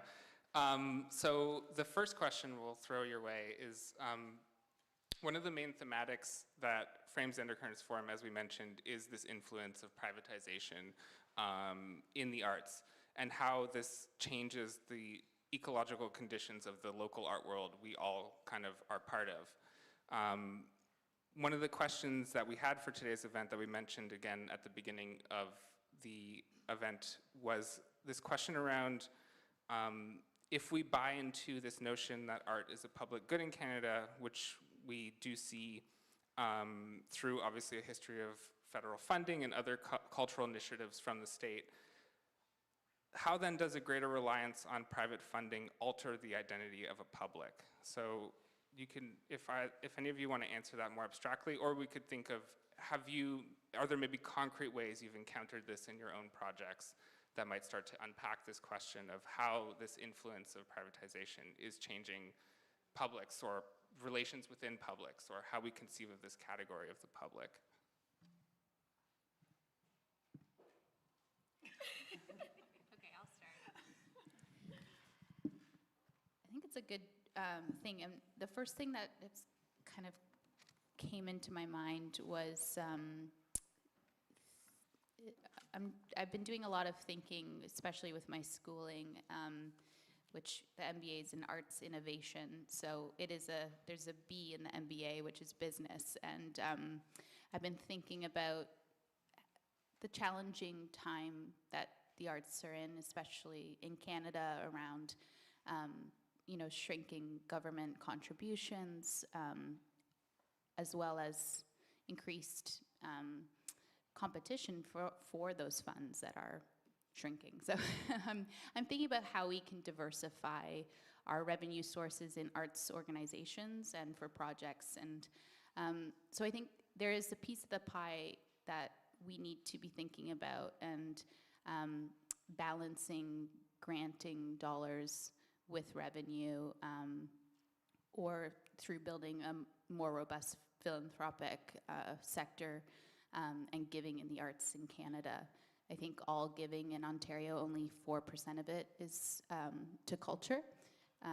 So even doing more work to communicate why we need philanthropic dollars to go towards the arts, I think it's important work, and advocacy is a very important piece to that. I think I also deeply care about public space and keeping space public, and I see art as a public good. So I think one of the important pieces with working with private donors in some of these projects is, before entering a partnership, I think the artist or the arts organization has to do their due diligence around who this partner is, and making sure that values are aligned. And I think there is a shift in philanthropy to have donors who want to have a long-term relationship and develop projects, and not just one-offs, which I think is a great opportunity. And so I think like prioritizing, transparency and accountability, and making sure the partnership is symbiotic is really important before you enter any kind of relationship. I don't know if that's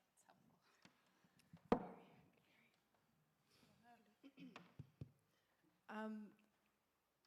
Yeah, thanks for that. That's yeah, like so we've sort of like talked among ourselves about this question a little bit. We've been prompted before, and it's an interesting question because that implies like public funding doesn't have any private interest or agenda, and it really does. And so it's like and I'm not saying that you're proposing this binary necessarily, but there are so many pros and cons to both public and private funding, and it's definitely there's a lot of weirdly like freedom that can happen with private funding, and things can happen a lot faster, and they can be riskier, and like to sort of pretend like public funding doesn't have kind of like some personal investments from private people and like those sort of things. So it's sort of a tough one to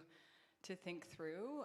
You know, we do work primarily in public, but we talked a lot about like how we were engaging with like commercial spaces, and like the way Canada's moving, it just feels like it's very hard to like be completely separate from private interests, particularly in Toronto.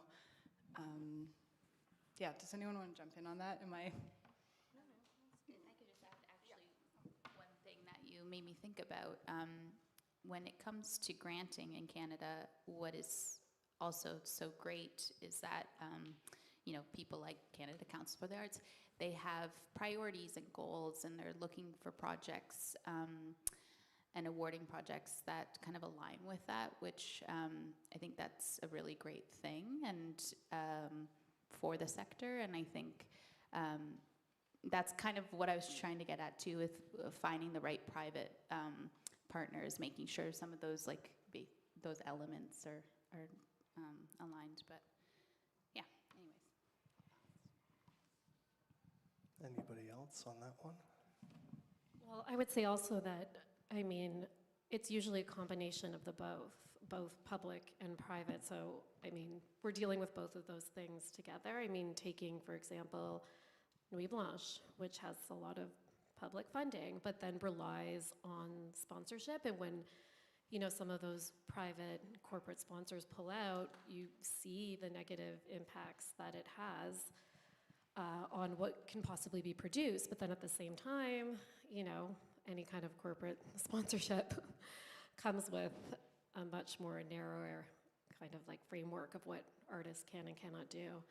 So I think it's quite complicated. And I mean, even just thinking about, you know, institutions that are for the public, quote unquote, but have family foundation funding that is ultimately private, but they're getting public council grants. And, you know, if there are those particular motives for those family foundations or for that private funding, but the public sees them as, you know, public art institutions, it becomes very complicated and very messy. Yeah, I think you guys all are highlighting that the binary necessarily between, you know, public and private, public as this, you know, somewhat virtuous concept and private being this evil thing is just not very helpful. And I think the binary understanding in general, you know, we're seeing kind of a polarization rise in many ways today, be it politics or culture or whatever. Maybe you guys could talk a bit about existing within some of those nuances in the work that you do, and kind of navigating, I don't know, maybe an inherent desire for black and white understanding of things, and kind of maybe communicating to the publics that you're looking to reach with your work a more nuanced view of these things.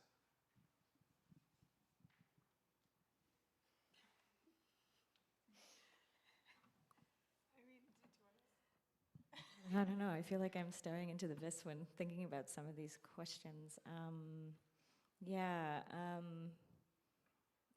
I don't know about the idea of a black and white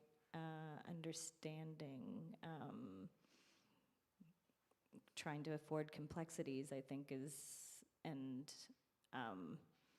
working within like a spectrum of the understanding between private and public is where we want to be, but of course that takes plenty of work and translation and policy and an abundance of things to make working along the spectrum safe. No, I don't even know if I'm saying the right things, but it's, yeah, no, I think definitely not craving the binary, the black and white binary in how we work.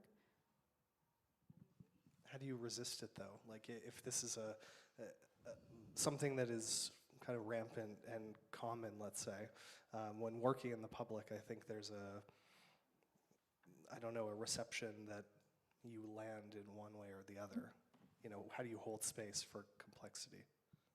I mean, I think just from like a logistical standpoint, we have not been able to like find funding, and we don't produce in the same way because the grants are drying up. The Arts Council grant that we got, the CCA grant for the silencing in the sector, that was great that we got this pretty like substantial chunk of money to do this work, but it's getting harder and harder. And even from like an individual standpoint, it's really, really tricky.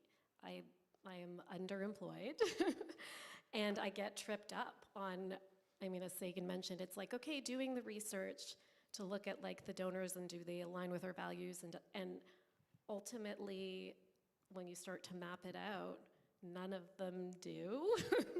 And so what does that mean? Like I'm just speaking very plainly here, but it means that I don't find a lot of contracts. And I don't find a lot of work personally. And at some point, you have to make a compromise to survive in this expensive city. But I think there felt like back in the day that we used to just look for public grants. Like we would look to the councils, and as those are drying up, it's very, very hard. But I've also been fortunate, and I've had people who have believed in the work. You know, people in the art world who have seen the work and collective work that I've done, and I've been handed, you know, a check with money to just run with the work that I've been doing. That is few and far between, but I think it's very, very challenging. I don't know if that answered the question. Yeah, no. And yeah, it is a really challenging time. I also am trying to look at different models and ways of working. Actually, this just came up in the break in a conversation, but this fall I was looking at an organization in Seattle called Black and Tan Hall, which is an anti-gentrification project run by jazz musicians. So it's a consensus building framework in which they operate. They had 50 founders, and they all co-own this jazz club, this building, and they have a relationship with the city who gave them a lien on the building, and then they offer space back to the city for city programming every month, like $2,300 worth of space time. And so that model is really interesting because it's these artists who want to showcase their jazz music and invite other jazz artists and create this social space in their neighborhood that's been rapidly changing with gentrification. So they're able to kind of own their building and build a legacy for their families as well. So I'm trying to look at new ways of working together through collaboration, and I think that is one of the pieces that makes me feel hopeful. Maybe just to riff off of that, because I think collaboration is obviously an important move, and obviously the three of you like agree with that, or I'm assuming you do. And maybe thinking off of that collaboration as kind of like an impulse or a way to like navigate the nuance and the complexity of the situation. And you've all kind of addressed this in some way or another, but maybe if you could talk a little bit more about like what do you see as kind of the politics of working in public and with publics in your work. And I think it's interesting to think about what even maybe that means in terms of the political, because I think we can obviously cash that out in terms of content of the work, but also I think like as you've kind of outlined, the mode and ways in which you go about your work are of equal importance.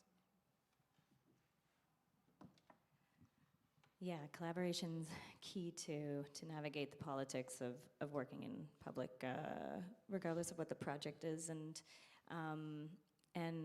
for us, one of the things that we do is seek out subject matter experts for projects. So I mentioned with On the Table, we worked with White Ribbon. With this NDA project, we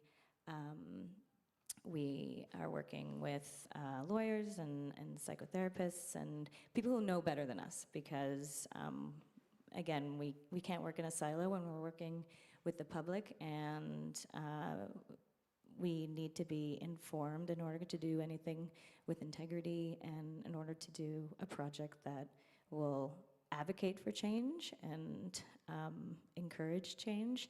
And this can be as like as formally as you know, hiring a lawyer, but this is where responsible community outreach goes as well, like working with organizations in a neighborhood who know better. Yeah, it's collaboration definitely enriches the integrity of the projects that we work with, or that we put out into the world. Anything else?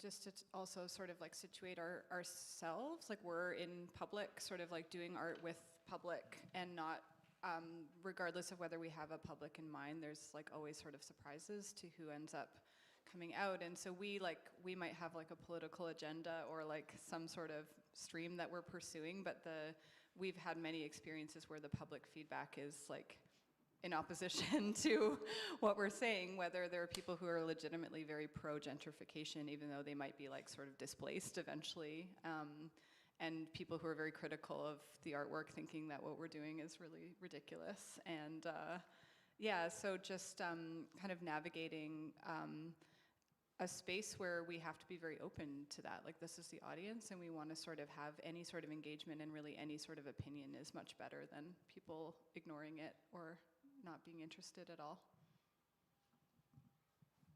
I think I agree with everything. And one last thing I would add around like the politics of working in public, Monument Lab has one of my favorite definitions of public art, which is a statement of power and presence in public. So I think it really acknowledges, you know, our need to look at what stories are being told and whose needs are prioritized in shaping the dynamics of power in public art. And I think we have to also acknowledge that we're like white women working in public, and so it allows us a certain level of like protection when we're like trespassing in a place. And yeah, I think it's really, we can't talk about the politics of working in public space without addressing that we have a certain level of access because of our whiteness. I just want to pick up on something, Patricia, you said a couple minutes ago about choosing not to do things. I think inaction in terms of strategies is a really good one, and I see that as, or that's something I think about with Pumice Raft, is trying to do less, like to resist the urge, or I don't know, the impulse maybe to constantly produce. So I just wanted to, yeah, totally agree there. And then Emily, you mentioned translation a few minutes ago, which I think, you know, in some of our conversations together leading up to this event, we talked a lot about, or we talked about the kind of idea of wearing many hats in this work, you know, like transitioning between ways of working, ways of being in different contexts. And I think that's also a theme in the program more broadly. I see, you know, I kind of, Sagan, I think you have an interesting position in translating kind of the needs of an artist with the needs of the developer. And then I think in Aisle, for a lot of your work, you're also translating the needs of a community with the needs of the artists you're working with. So I'd love to hear you guys talk a bit about translation and the role that plays in the process of the work you do.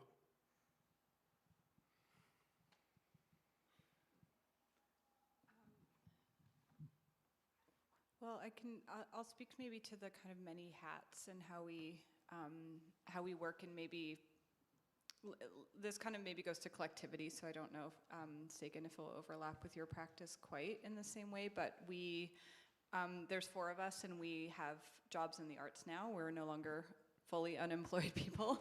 We're somewhat employed people, or fully. So we kind of bring different sensibilities through that in different relationships, and even collaboratively, like there's things that we do together. A lot of our dialogue with artists and community, primarily artists, is done together, but like, for instance, Emily is like our grant writer. I'm like a coordinator. Patricia's our outreach chatter who talks to the community. Renee, who's not here today, does a ton of writing and editing, and so we kind of share that. But then we also we all work kind of within more institutional structures, and so we bring those sensibilities to what we do, and kind of approach our work with the public, bringing that in. And so, yeah, in terms of translation, we're also kind of like taking that skill set, but we choose to work together outside of these structures, and we're purposely, we have day jobs, but that's not enough, and so we're kind of really exploring what is possible when you get to do your own work together collaboratively. You're not accountable, we have to write final reports, but we don't really have to sort of like appease a corporate sponsor. We're self-starting, and so if we have health issues or family issues or other things, we don't do a project. We don't have to do this. We don't have to produce. And so we're really like, and we're still learning this more and more. We're not perfect at it, but just being very intentional with what we're doing, and that it feels relevant, like within our community, with our public, but also for ourselves, that we're not just like running ourselves ragged to produce for the sake of producing. Is that answering the question that you asked? Okay.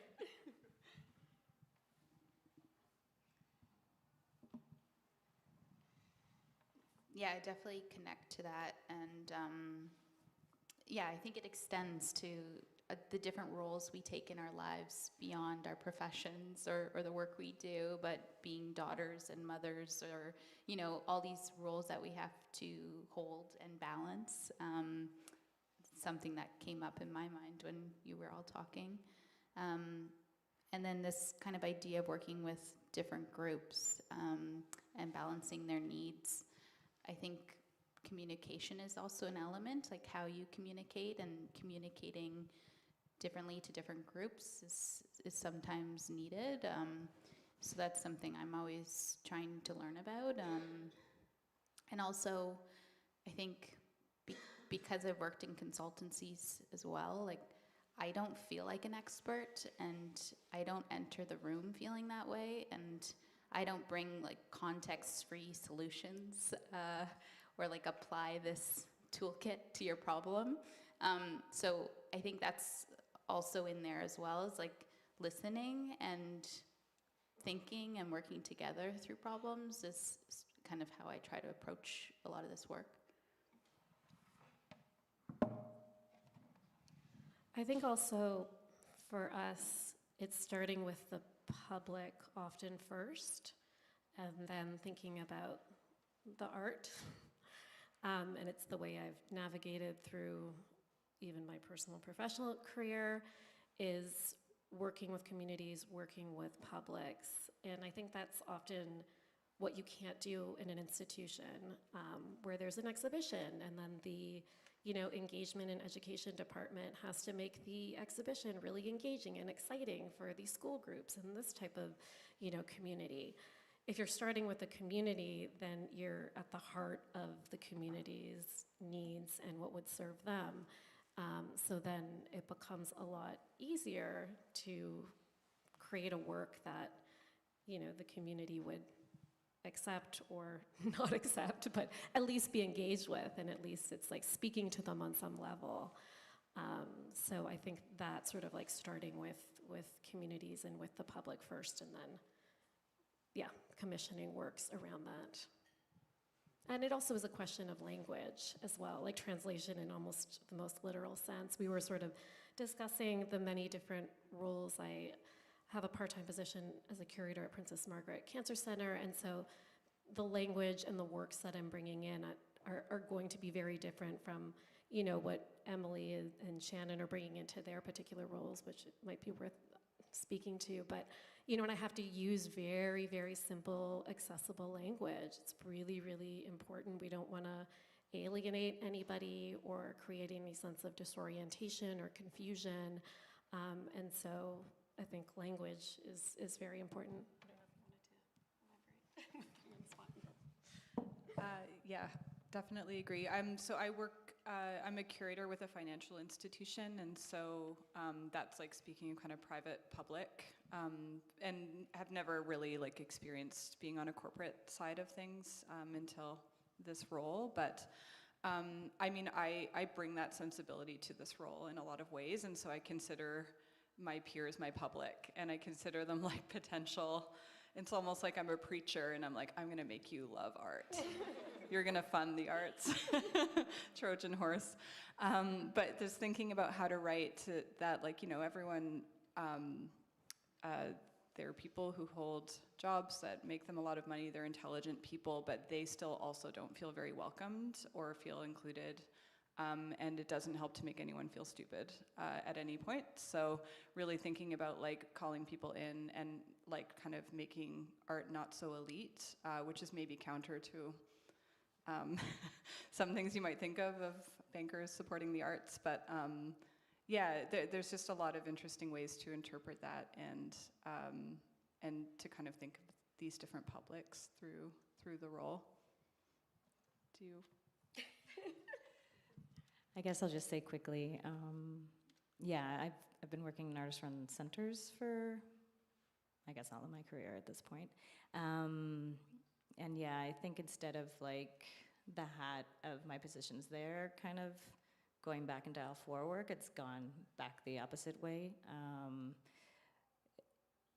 From the concept of like translation, especially in bringing publics in and imagining new ways to activate exhibitions and to bring in different communities into the space. So for me, it kind of goes like Avoird into the arc that I happen to be working with.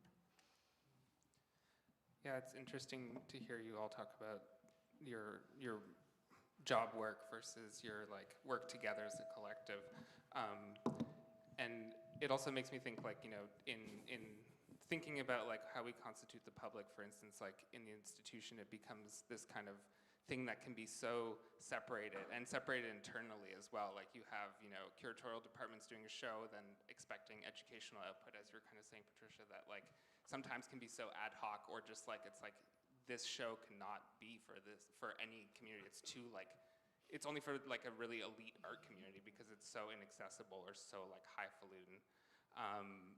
So to kind of maybe like, I think maybe we'll throw in one last question to you all, and then we'll kind of switch it over to anyone here for Q&A. And I just want to kind of crack open the question of like public art. And yeah, so yeah, so it was interesting when we were talking to you, Sagan, you mentioned this thing about how like there can be a lot of aversion towards risk on the part of like stakeholders who are kind of dealing with these large like funded public art projects, and this like often leads to like what can be a quite like narrow roster of artists that get selected, who get vetted and get recommissioned to do projects over and over again. And of course, like this is kind of like the public art we see maybe most visibly out in the city, or it's when like whatever the hell the average person means. Someone goes out there and they see like a large colorful sculpture and they're like, oh, this is public art, my taxpayer money went to this, and they can feel one way or another about it. Or in the case of like a condo development or something like that, it's the condo real estate company and developer that's fronting a portion of the cost as well. So maybe a way to open this up to you, Sagan, is like, do you have kind of like, because I think also what you're doing is like trying to expand that pool and give more artists say and access into intervening and having a capacity to make public art in the city. So maybe you can speak a bit to that, and then I'll also open it up afterwards just in terms of like, what do we make of this context of public art? Like, why is it so often kind of feels like it's just completely in disaccord with the public? Yeah, I think you're right. There's been a challenge where you kind of have to prove that you've done it to get the next commission, and how do you make that leap from being a studio artist to getting public art commissions? That piece I'm really passionate about. How do we grow the pool of people making art in public? So there's a few things that I've been thinking about. One thing, I've been always really passionate about mentorship or two-way mentorship, and I spoke about that very briefly in my presentation, but I've actually been, I'm working on a current program that is considering making it a requirement for the artists to kind of name a collaborator or mentee and build out budget for that person to get paid in this kind of process in which they would work with the more, like, I don't know how to phrase it, primary artist or collaborator. We're not sure. We're like sketching this out right now. But trying to build ways actually through the process to get experience working in public art.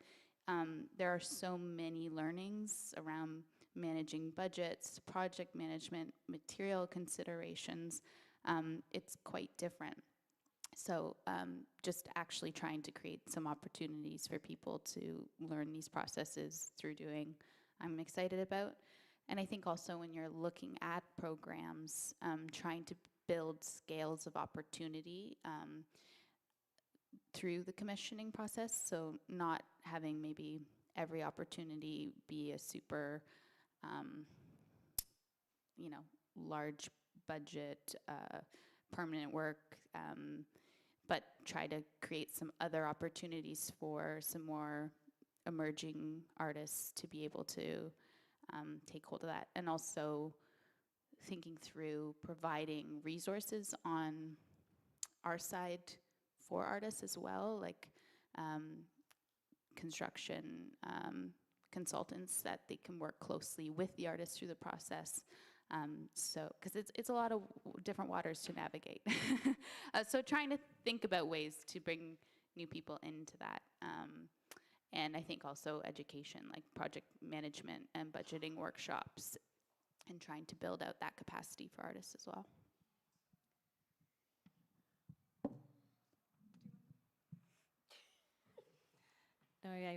No, we can do this. We can do this together. I'll just be quick, and then you can take it over. No, we were like thinking about this question a little bit, and the Douglas Copeland sculptures in front of condos can definitely exist and should exist, but we don't work in that framework when it comes to what public art is to us in our practice. Our projects are ephemeral, and they're not permanent, and they're responsive to a cause and to a community that both of which are fleeting kind of entities. And kind of what Sagan was mentioning, like all of the policy and paperwork and things that are required to create alternative opportunities for public art, like that situation is where we'd find ourselves if it existed. But yeah, we kind of work outside of that interpretation of public art. That I'd also like to see in public art budget managing, having some line items earmarked for activation or engagement work, or work that you would bring to. I really like to think about the lifespan of these works and how can we create engagement and activation opportunities that extend beyond the install date.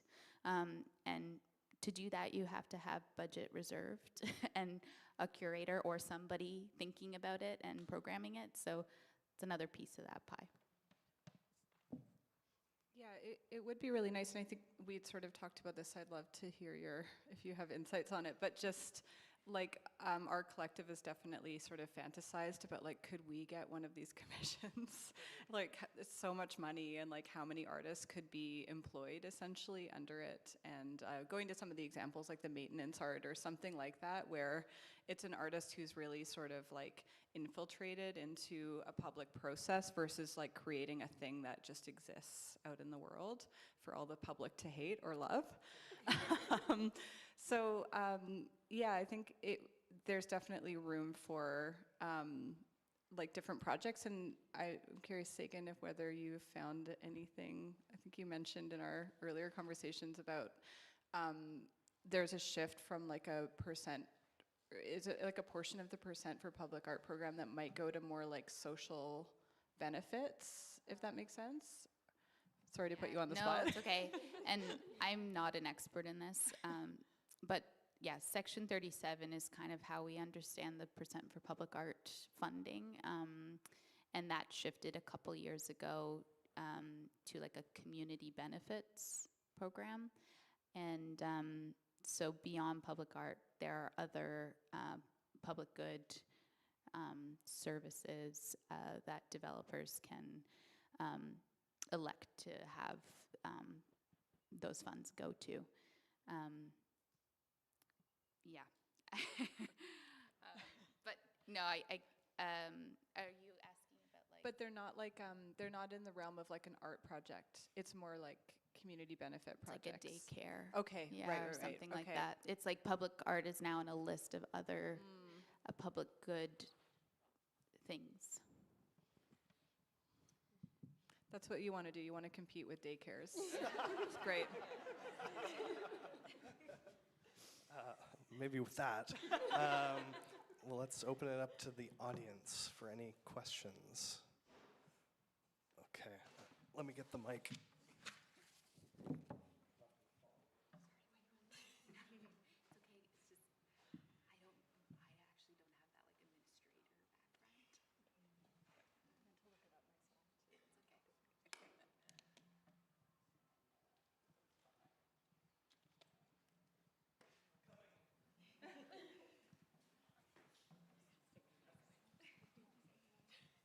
Hey, thank you for this this presentation. This has been another like highly informative and inspiring thing to participate in.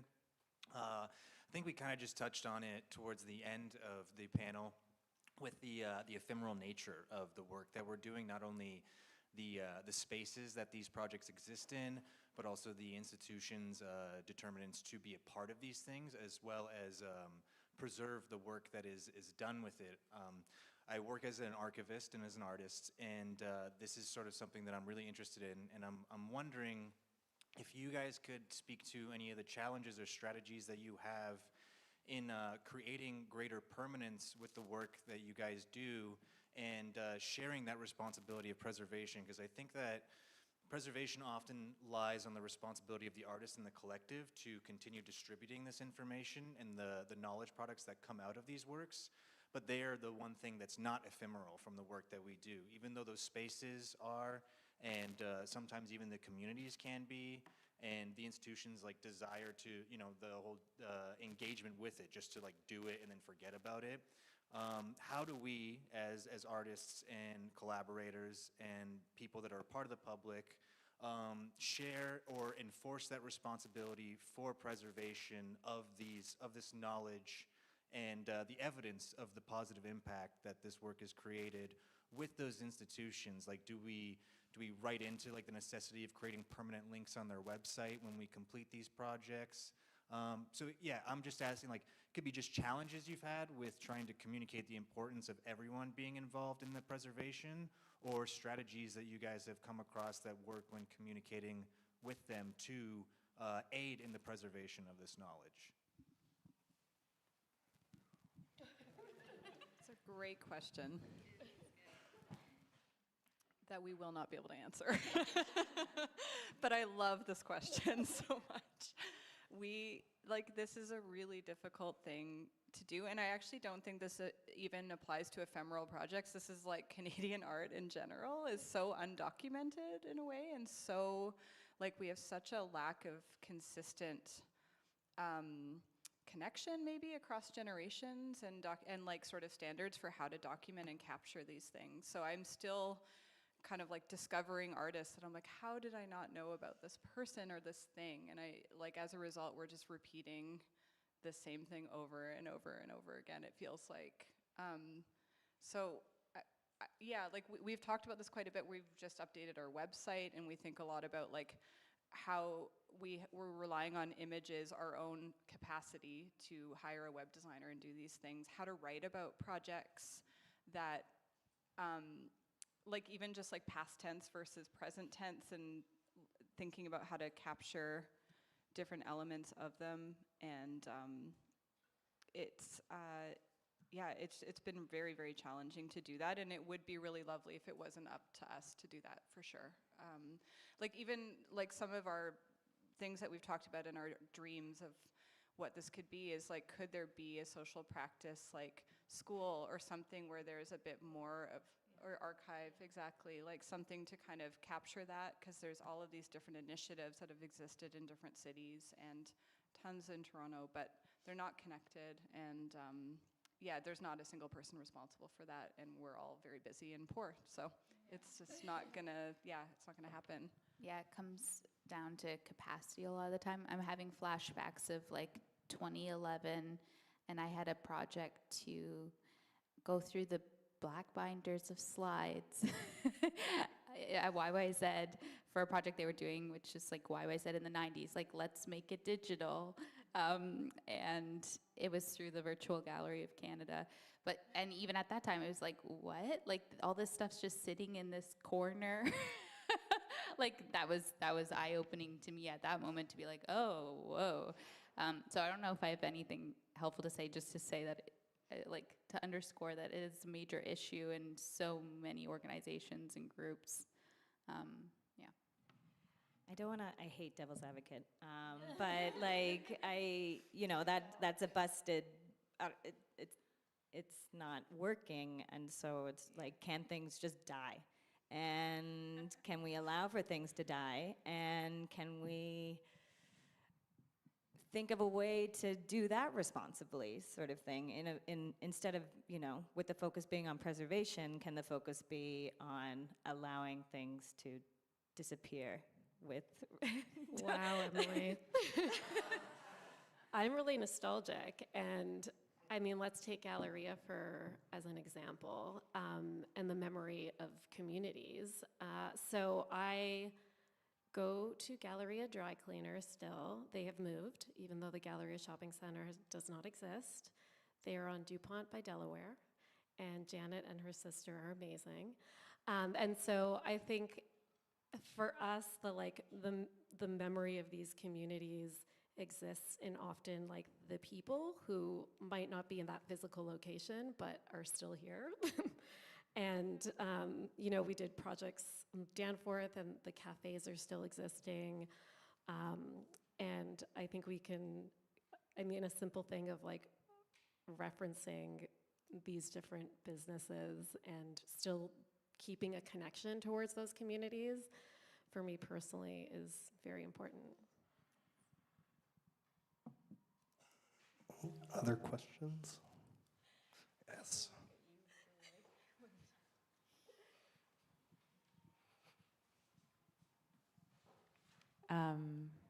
Yeah, thank you for this panel. This has been great all around. This is definitely a much more lofty, vague question, but in engaging with a community art practice, how does like hope factor into that? Particularly in a time where like you said, like funding is being cut. Like how do you bring a sense of like hope and faith into the projects that you take on? Sorry, yeah, vague feelings-based question. Love it, love it. We love a feeling. I mean, this is a tricky question as it pertains to Aisle 4's current project, because, well, I guess I want to have hope. I mean, this is a cheesy response, but I want to have hope in that, like, this community, like, that, like, as artists and arts workers, we're going to do the labor to try and make it better, and we're going to support each other, and we're going to warn each other. And, you know, I will say that I had to sign an NDA, and it was an incredibly traumatic experience, and I'm still processing it, and I wanted to leave the art world. And I spoke to a number of friends and colleagues and collaborators who really supported me through the process and empowered me, and I feel great about things now, and I'm excited to, you know, be in the art world working again. So I think having the support of the community, it's like super cheesy. And then in some of the other collective work that I do and socially engaged work, I think it's the communities we serve. They're really excited. They're not jaded in the same way that we are. I shouldn't speak for all of us on this panel, but like, but they're really excited to be participants in like creating together. And it's really, really beautiful when people are really excited about art making and creating and collaborating. Yeah, I think, I don't know, I feel like hope is the only thing I can have. Like I just have to have it to move on and do things. And I think again, this sounds cheesy, but I deeply believe that art makes the world better.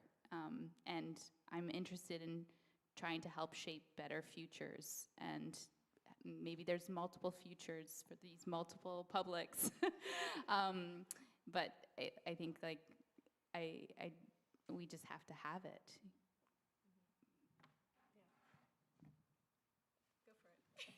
No, yeah, just to keep on. No, not this time. No, yeah, hope is this right now, you know? Hope it, like working at TPW and like there's so much solidarity happening in our community to uplift each other and to, or at least from my experience and well, everyone's experience and everyone here, I don't know, it's just, yeah, we are showing up for each other, we are holding space with one another, having frank and honest, vulnerable conversations with each other, and trying to strategize with each other, and yeah, that's hopeful. I don't think I've been this connected to my community than I have in the past 2 years, and I am going to say that's because of all the advocacy work happening around Palestine right now. And I will also say very quickly, I have so much hope in the younger generations. They're doing incredible work, and I love all the spaces, and I love how they organize, and so I have a lot of faith in the generations below us, now that we're middle-aged. Any last question or two, if anyone has anything they want to ask?